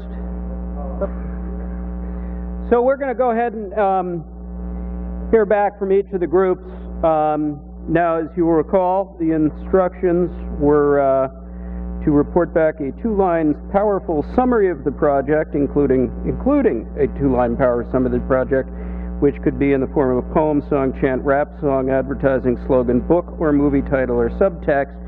You know, we failed to include interpretive dance. So if anybody has an interpretive dance they'd like to share with us in their report out, that gets extra credit. I'll also mention, by the way, it's kind of neat to be up here. If you haven't come all the way forward and looked back at this balcony and the rest of this room, I urge you to do that before you leave. So the first group, oh, and I've got one other housekeeping item. I have a pair of biotech sunglasses that were found in one of the vacated spaces, and they're here for you if you like them. First group was jobs for Vermonters and Vermonters to fill jobs. How do we ensure that 5 years from now there are no major gaps between the needs of hiring businesses and the available workforce? This class will educate us on the key issues around ensuring that Vermonters of all ages are prepared and ready to enter or re-enter the workforce to fill the jobs Vermont companies are creating. Includes workforce readiness, internships, training, education, lifelong learning opportunities, identifying skill gaps, and predicting skill and education needs. Ed? Thank you, Lawrence. Thank you, everybody who stayed. Sorry if I'm a little bizarre today, but I just found out my free trip to Australia is off because it cost more than $25.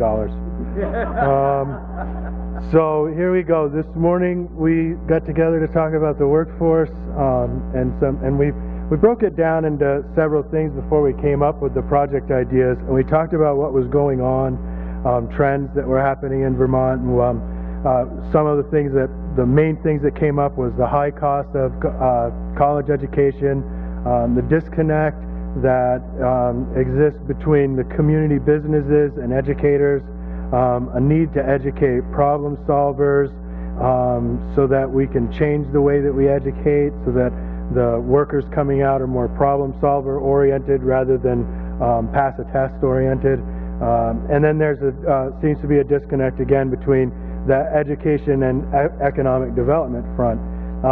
We then moved on to a process of, I guess I'll say, as a keep, abandon, or reinvent.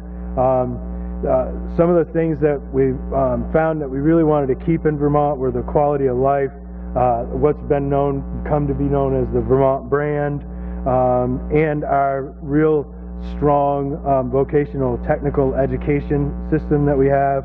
The things that we talked about abandoning were the traditional delivery of high school education, high cost of after high school education, post-secondary school, traditional models for guidance counseling where it's you're going to college or you're not, and then also, so that which focuses on college only. We also talked about what we'd like to reinvent. So instead of just talking about problems, what can we do to reinvent? We talked about apprenticeships, internships, communication between educators and businesses, changing and modifying the permitting process to make it easier, reinventing the guidance departments or guidance approach in high schools to focus on technical education as well as post-secondary education and co-ops and training opportunities, reinventing the partnership between higher learning schools and enterprises and businesses, getting them together to find out how they can better meet each other's needs, and then business incentives to keep students in the state of Vermont, and career counseling. our stakeholders, which kind of moved into the next step, were students, businesses, universities, schools, communities, parents, teachers.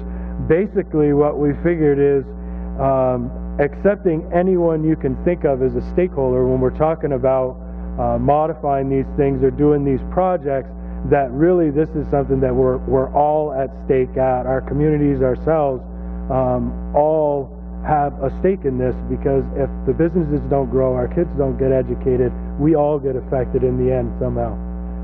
So with that, I'd like to call out the project team leaders who are going to give you the projects that we came up with and their pretty cool songs. I'm going to skip ahead because there's one group that was unfortunately unavailable to do their 2-minute song, and asked that I help them out. So they came up with a business called a project called the Workforce Needs Database, which is to develop a process for systematically collecting the workforce needs from employers. And the purpose of the database would be to allow for communication between employers and those organizations who could meet their needs. Everyone comes back next year. Smiles, everyone, smiles. Okay, with that, we'll go ahead with our project. Our other project. Go ahead. I just came out thinking everybody was coming out and running along. They'll come out one at a time. Well, we were looking at the fact that there's a graying of the trades these days without many people going into the trades, and felt there was a problem with some of the guidance they were getting from schools, because the schools might have a bias in favor of post-secondary education instead of just trades. And we just came up with a slogan to use. So the purpose of it is, the headline, so to speak, would be refocus guidance to keep the trades alive. And the slogan simply is, new graduates, old businesses, good money.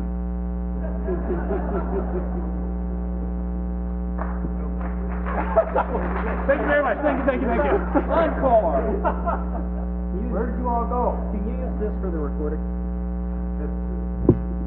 Maybe. Our idea was mandatory career exploration in secondary school.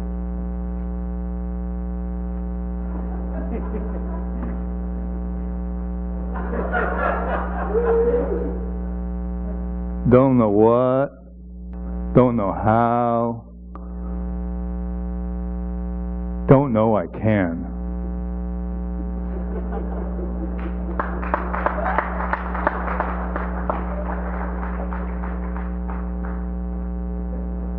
New stuff to learn, new places to go, new commitments to make. On the cuff, I've got the stuff.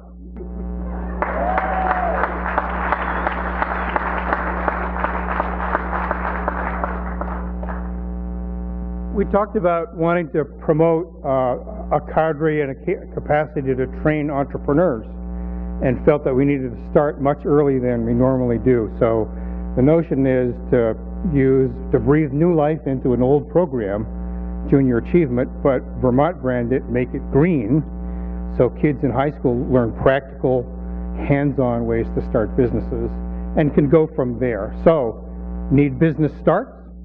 Use Vermont Green Junior Achievement Smarts.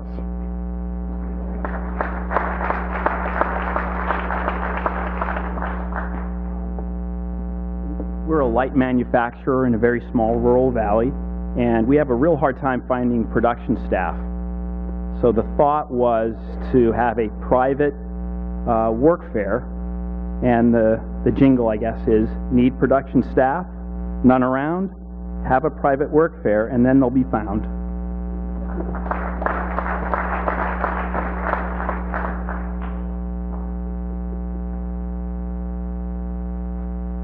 That's not so bad.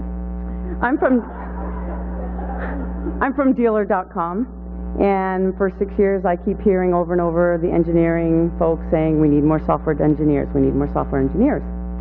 And so having to compete with the Googles and the Amazons and a lot of the big companies, it's not as easy as one would think. Even though we love Vermont, selling Vermont is a lot more difficult, primarily because people don't think of Vermont as a high-tech state.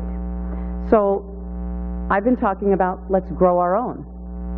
And the reason I do that is in Vermont, my experience has been that people find a way to make things happen if they really believe in it, and we do. So, working with the state, I'm coming up with an apprenticeship program and an internship program, and working with the high schools to start funneling kids earlier into the colleges so that we graduate more people in that field. I think a lot of it is just in communication. So my little slogan is, in Vermont, if we can't find it or get it, we just make it or grow it. Let's grow our own.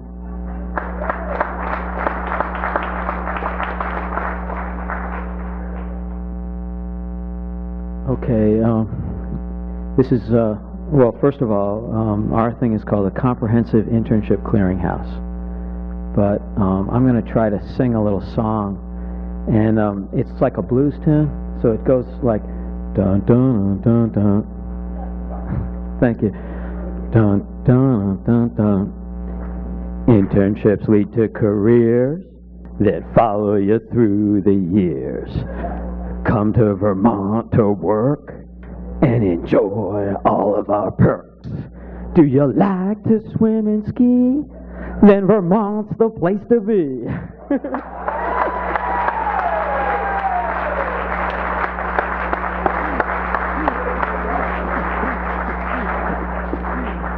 The bar has been set.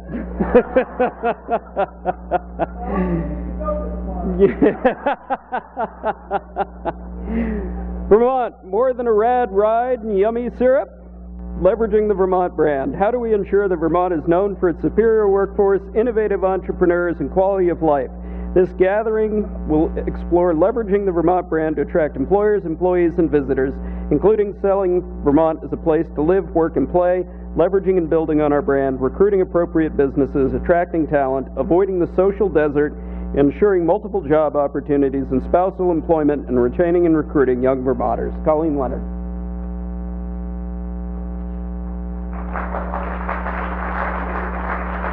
So I have no theatrical skills. I can't sing, I can't dance, so I'm not sure why I got nominated to do this. I think it's because I can read.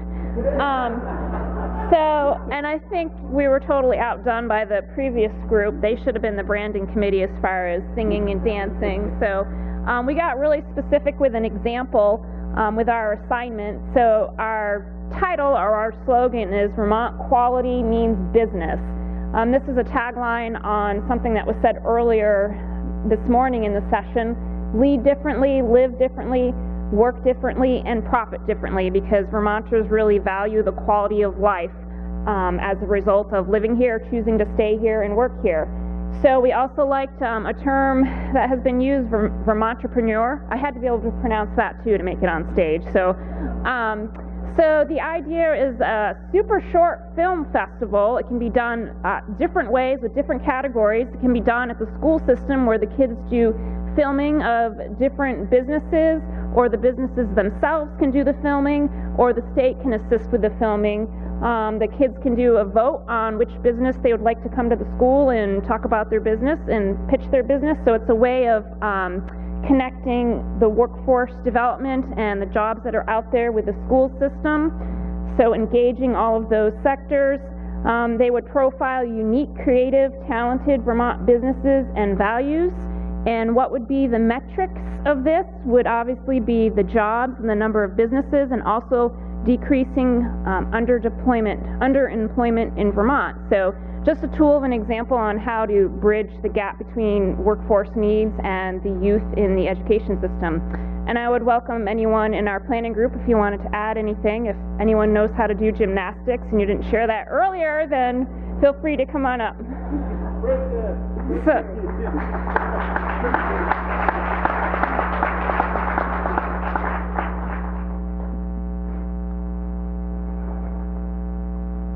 So while Colleen's here, I just want to say, so when somebody like Paul Costello says, we ought to put a whole lot of effort into the working lands, and let's go get an appropriation, and let's get a grant program, and it comes out of legislature without a whole lot of hanging on it, just go forth and do this, and somebody's got to figure it all out and marshal all these cats and coordinate thousands of staff hours literally into a grant round. It's somebody like Colleen who's doing that in the back of the house. Well done. Global competitiveness. It's a small world after all, and the little song I hope goes away out of my brain really soon. How do we ensure that Vermont's businesses and entrepreneurs remain competitive in the global marketplace? This group examined what is needed and what stands in the way of becoming and remaining competitive globally, including capital, financing, incentives, energy production, efficiency and cost, taxation, regulatory efficiency, cost of labor, accessing global markets, and international trade. See, it's a simple area, simple solutions. Nate Wildfire is going to report out. Right? That will be the extent of this singing. Hi, I'm Nate Wildfire with the City of Burlington, and I'm loving Vermont. I've only been here for about a year, and I come from Pittsburgh. So for all of you Bruins fans out there, you got us so far, but give it a couple more days, and we'll see how the Penguins do. So global competitiveness is huge. It's a pretty significant topic, and the way that we conceived of it was really to sort of say, how is Vermont set apart in an increasingly global market? What makes us unique? What is our niche? We have 4 big categories, which pretty much all of you do, but we tried to couch them around global competitiveness. Those 4 categories are government, regulation, and taxation. We're hearing over and over again, there's too much of both. Second, workforce. How do we create a globally competitive workforce here that works for our companies? Third, infrastructure. We know we need to invest in infrastructure and raise the bar for all of Vermont. And then fourth, collaboration and networking. We've got some great talent, great groups out there. How do we actually work together with them? So I'm going to go through them real quick. And then, since we didn't even talk about a skit or a song, I wrote a poem. Sorry, the rest of you group, while I was sitting right there, I took the liberty of doing it for our team. We'll see how that goes. Yeah. All right. So government, regulation, and taxation, I'm just going to say 2 big strategies we came up with. One is we would prefer not to believe we have the best solutions in this room. We think the businesses doing their great work day in, day out, and focusing on their missions and their bottom lines can tell us, the folks in this room, about what policies have to change. And so our first specific idea is to hold whatever entity of government or nonprofit or regional group you work for, hold once or twice a year, or maybe if you're ambitious, quarterly, developer business roundtables, where the business people or developers come to you and say, these are our 5 or 6 big priorities, and you're honest with them, and you say, we'll work on 2 this year, and we'll solve them, we'll fix them. So this year we'll actually solve 2 of your greatest barriers to becoming a globally competitive business. And then move to the next one, obviously. Don't try to do it all at one time, because we rarely do that much then. This is not the poem. Get ready for it. It rhymes and everything. Yeah. The second is we have great programs that work already, and an example used in our group was the EB5. It's something that really sets our state apart from other states. We actually have sort of taken that program and really created a Vermont-specific niche there. But those usually are so successful because they're driven by a higher level of capacity. There's a human or 3 or however many driving that one specific program to make it very special to us, which gives us a global edge, at least in comparison to other states, but potentially across the world. That's bringing some international investment and talent to our small state. So that's government, regulation, taxation. Workforce, I'll just focus on 2 here. Number 1, higher ed.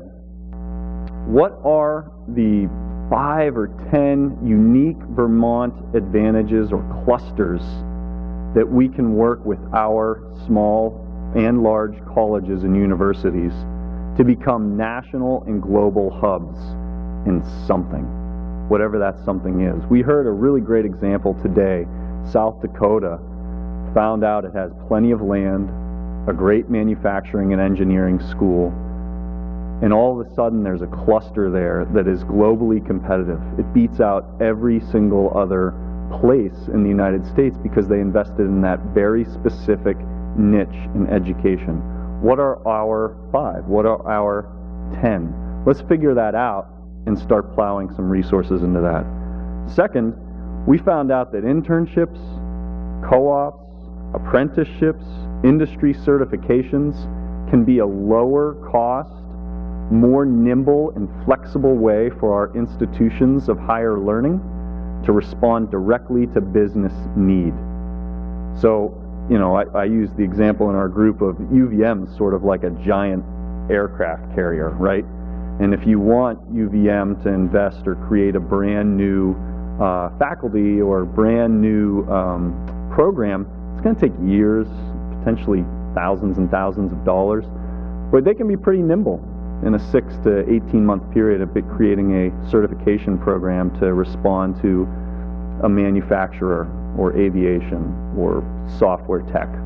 So invest in those. That's a good way to get jobs here. Infrastructure, very quickly, we need to prioritize our own grid of infrastructure here in Vermont. It's not intuitive to think that internal investments somehow create a globally competitive state.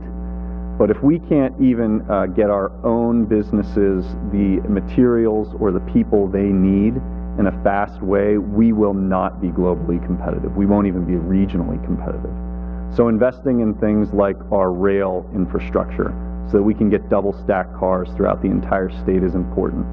Investing in things like better highway connections can be critically important as more and more things move to freight.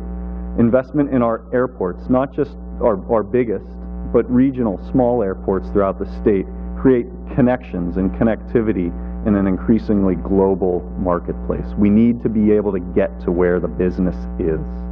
So we have to invest in that. And then a second piece in infrastructure, we talked a lot about power.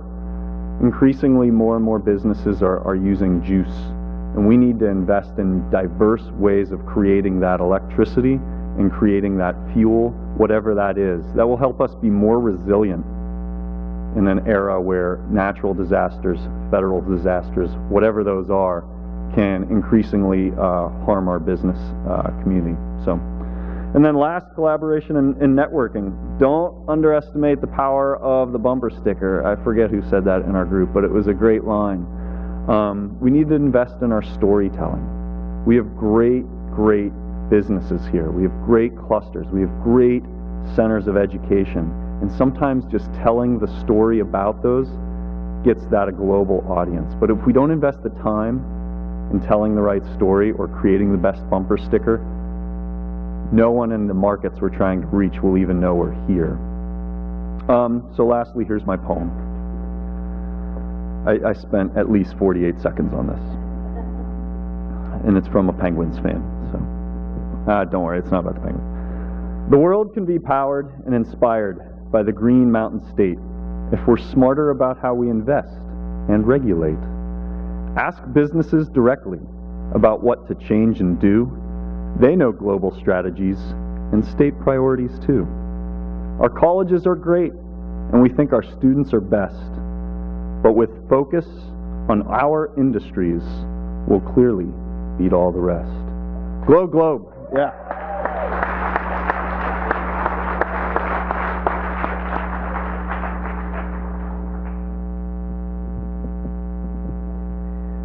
And Group 4, can you hear me now? How do we build and maintain infrastructure and communication systems that will allow all to work, live, and play in Vermont for years to come? This team uncovered how we ensure the financing, appropriate development, and maintenance of the systems and built infrastructure that will support a prosperous future, including digital and communications systems, public infrastructure, transportation, and housing. Tricia. There's no business like show business. Thank you.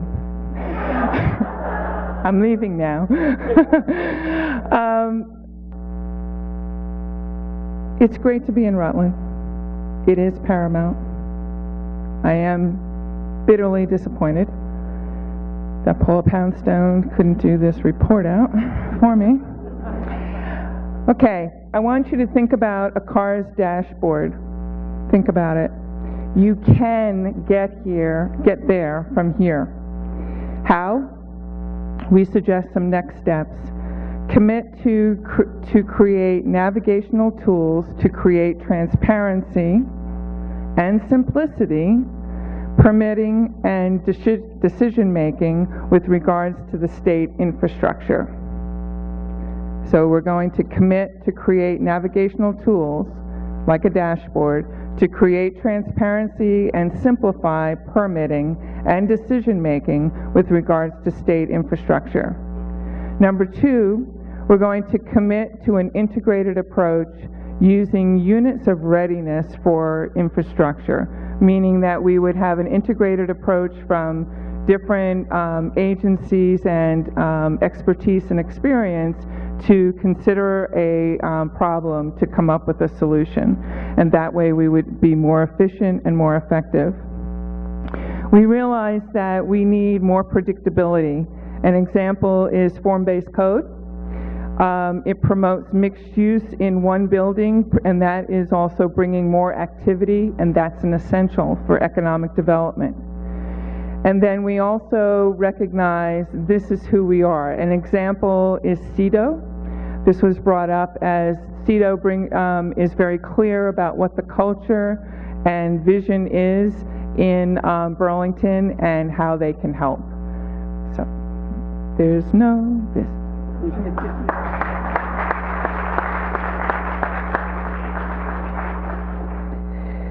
The next group is titled Yin and Yang, Finding a Prosperous Balance Between Appropriate Development and Maintaining Our Way of Life and Sense of Place. This Xinghua is charged with unraveling how the seemingly contradictory forces of growth and development and protecting our environment and the working landscape are interconnected and interdependent, and how they give rise to each other as they interrelate to one another. It includes land use planning, brownfields, hazard mitigation, property development, appropriate growth, environmental protection and creating and promoting vibrant communities, legacy, and natural resource-based industry. Pat and Jeff. 1, 2, 3. This is the interpretive dance. We're all about balance. And you saw how we did. We had to cling to one another. Much better on my left foot. Go ahead. You go. Everybody's done a great job. So the problem with balance is that we have a deeply engaged community where everyone has a lot of strong opinions about everything, and we're unable, by and large, to have a single vision about what we want Vermont or even some of our local communities to be. More to the point, we don't necessarily have robust ways to resolve those conflicts in a way that stick over time, so that businesses can have a stable, predictable environment within which to do things. Students can have a way to grow into an economy that's going to provide jobs. And the rest of us who are aging can have a stable place to live. So what we talked about was productivity improvements. Not efficiency, but productivity. Productivity meaning you know where you want to go, and then you have to get better at getting there. So the first thing is building the strategy that helps us know where we want to go. And the second, inside state government and amongst the rest of us, is how do we get there efficiently. And you saw how well Pat and I balanced. We hope that we can do this. I will not try and sing. Okay, you can use the mic. I didn't use it up. We spent a lot of time talking about, I think I'm good, Lawrence, thank you, permit process, and that's where Jeff talks about productivity and how we get there. But we also talked about a lot about rebranding. I mean, a lot of similarities amongst all the groups here, but that we need to tout our quality of life, encourage community spirit and pride at every level, And we can't just throw slogans out there, and we need to walk the walk. So we talked about how Vermont Strong is a timeless process, and that there is a lot of power in the bumper sticker, and we are Vermont Strong, but we have to recognize it's timeless. So put the Vermont Strong out there as forever and always. And then we also said by the end of this year we're going to have some of the best connectivity in terms of fiber and broadband anywhere in the country. So it would be time to roll out "We Are the World," and that we can access the world from anywhere and everywhere. We can't say "Can you hear me now?" quite yet, but we can say "We are the world."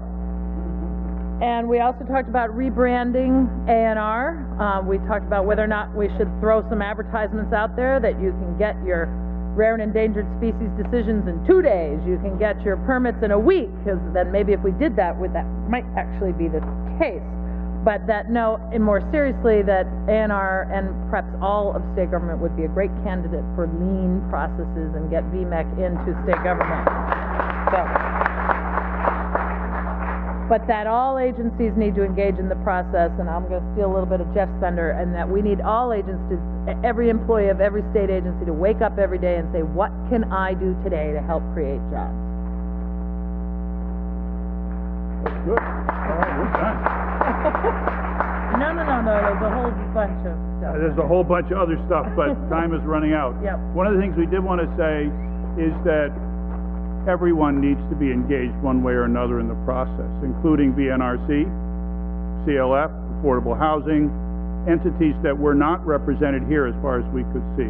Those are engaged processes and people that we need to talk to, because they're serious, they know what they want to do, and they have a vision of Vermont that we need to engage with. So there is some serious stuff that has to be done. And I'd just add, we have a lot of notes on process, but one of the things we talked about was one size does not fit all, yet our permit process is very one size. Whether you're a small business, you're going through the same exact process as a large business. We heard Steve Boyd talk about every hour costs money.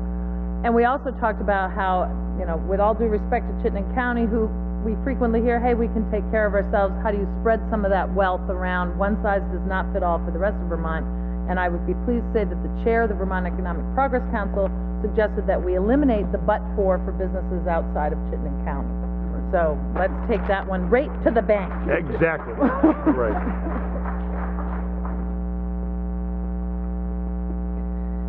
And the last group, in practice, you want money for what? Innovation. How do we create a culture of and support entrepreneurship and innovation? This cadre will risk all to ensure that there are always people, organizations, and companies willing to take a risk and be creative in Vermont. Includes networking, collaboration, clustering, supply chain and productivity innovation, risk capital, higher education and entrepreneur collaboration, technology transfer, R&D funding, and support marketing. Lars Torres and Patricia Giovar.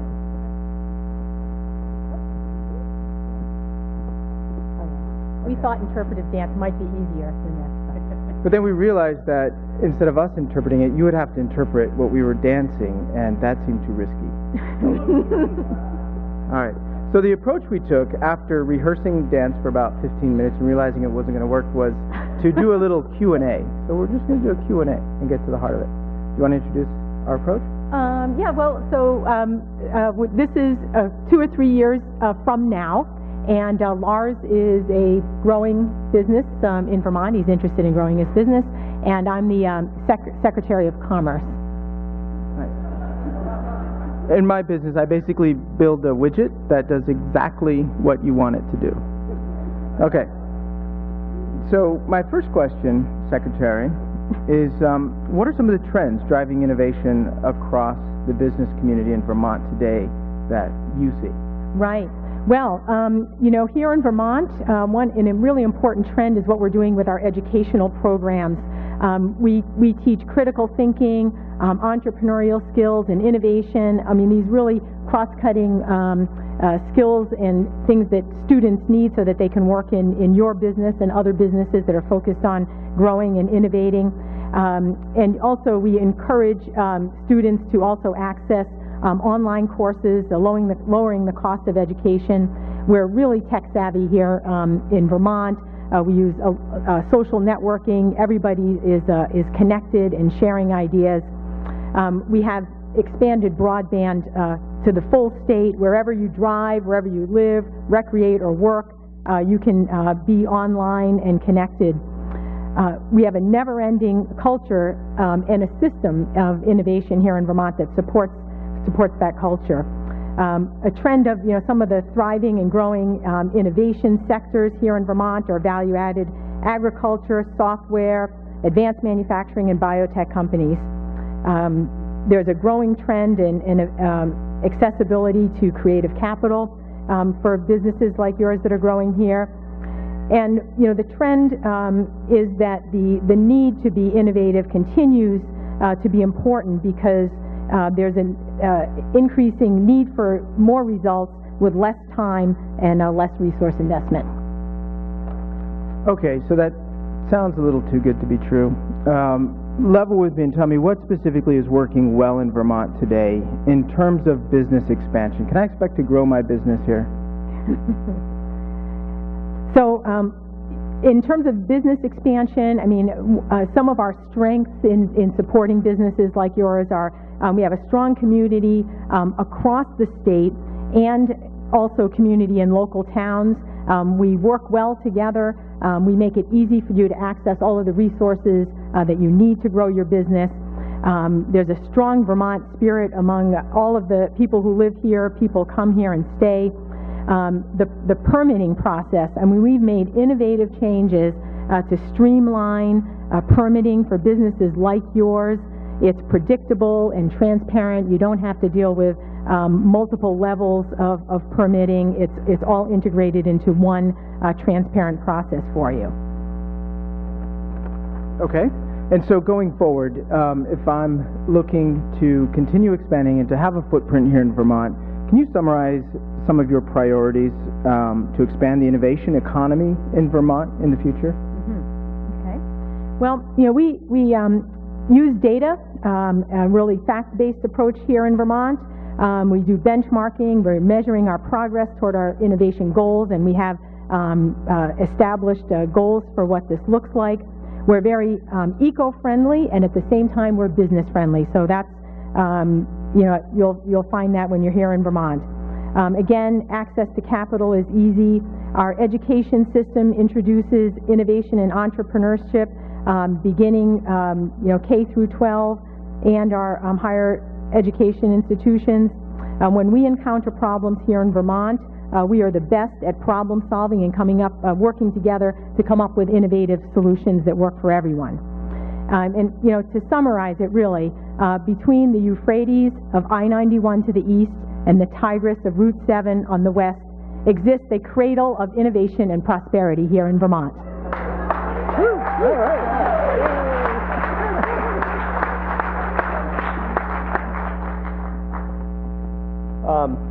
Thank you for spending the day doing this. You've held out all day, which gives you moral superiority over the people who cut out earlier.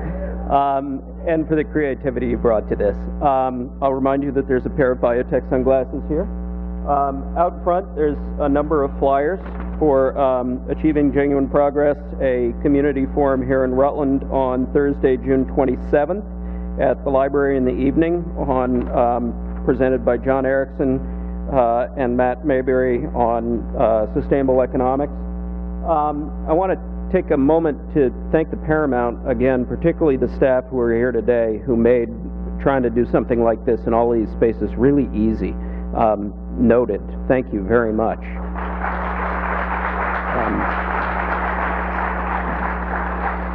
I'd also like to thank, in particular, Fred Kenny and all of the agency staff who participated in this across all of our departments and divisions.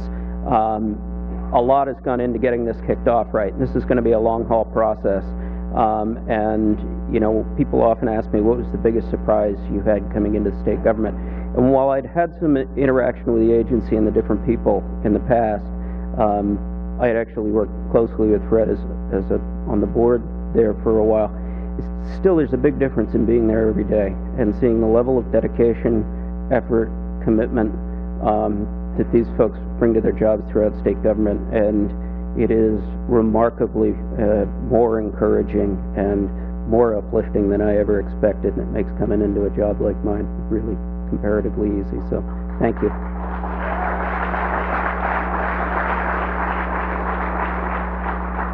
So enjoy what's left of the day, drive safely, thank you very much, and let people know that this will be going on throughout the year and encourage them to participate when they're invited. Thanks.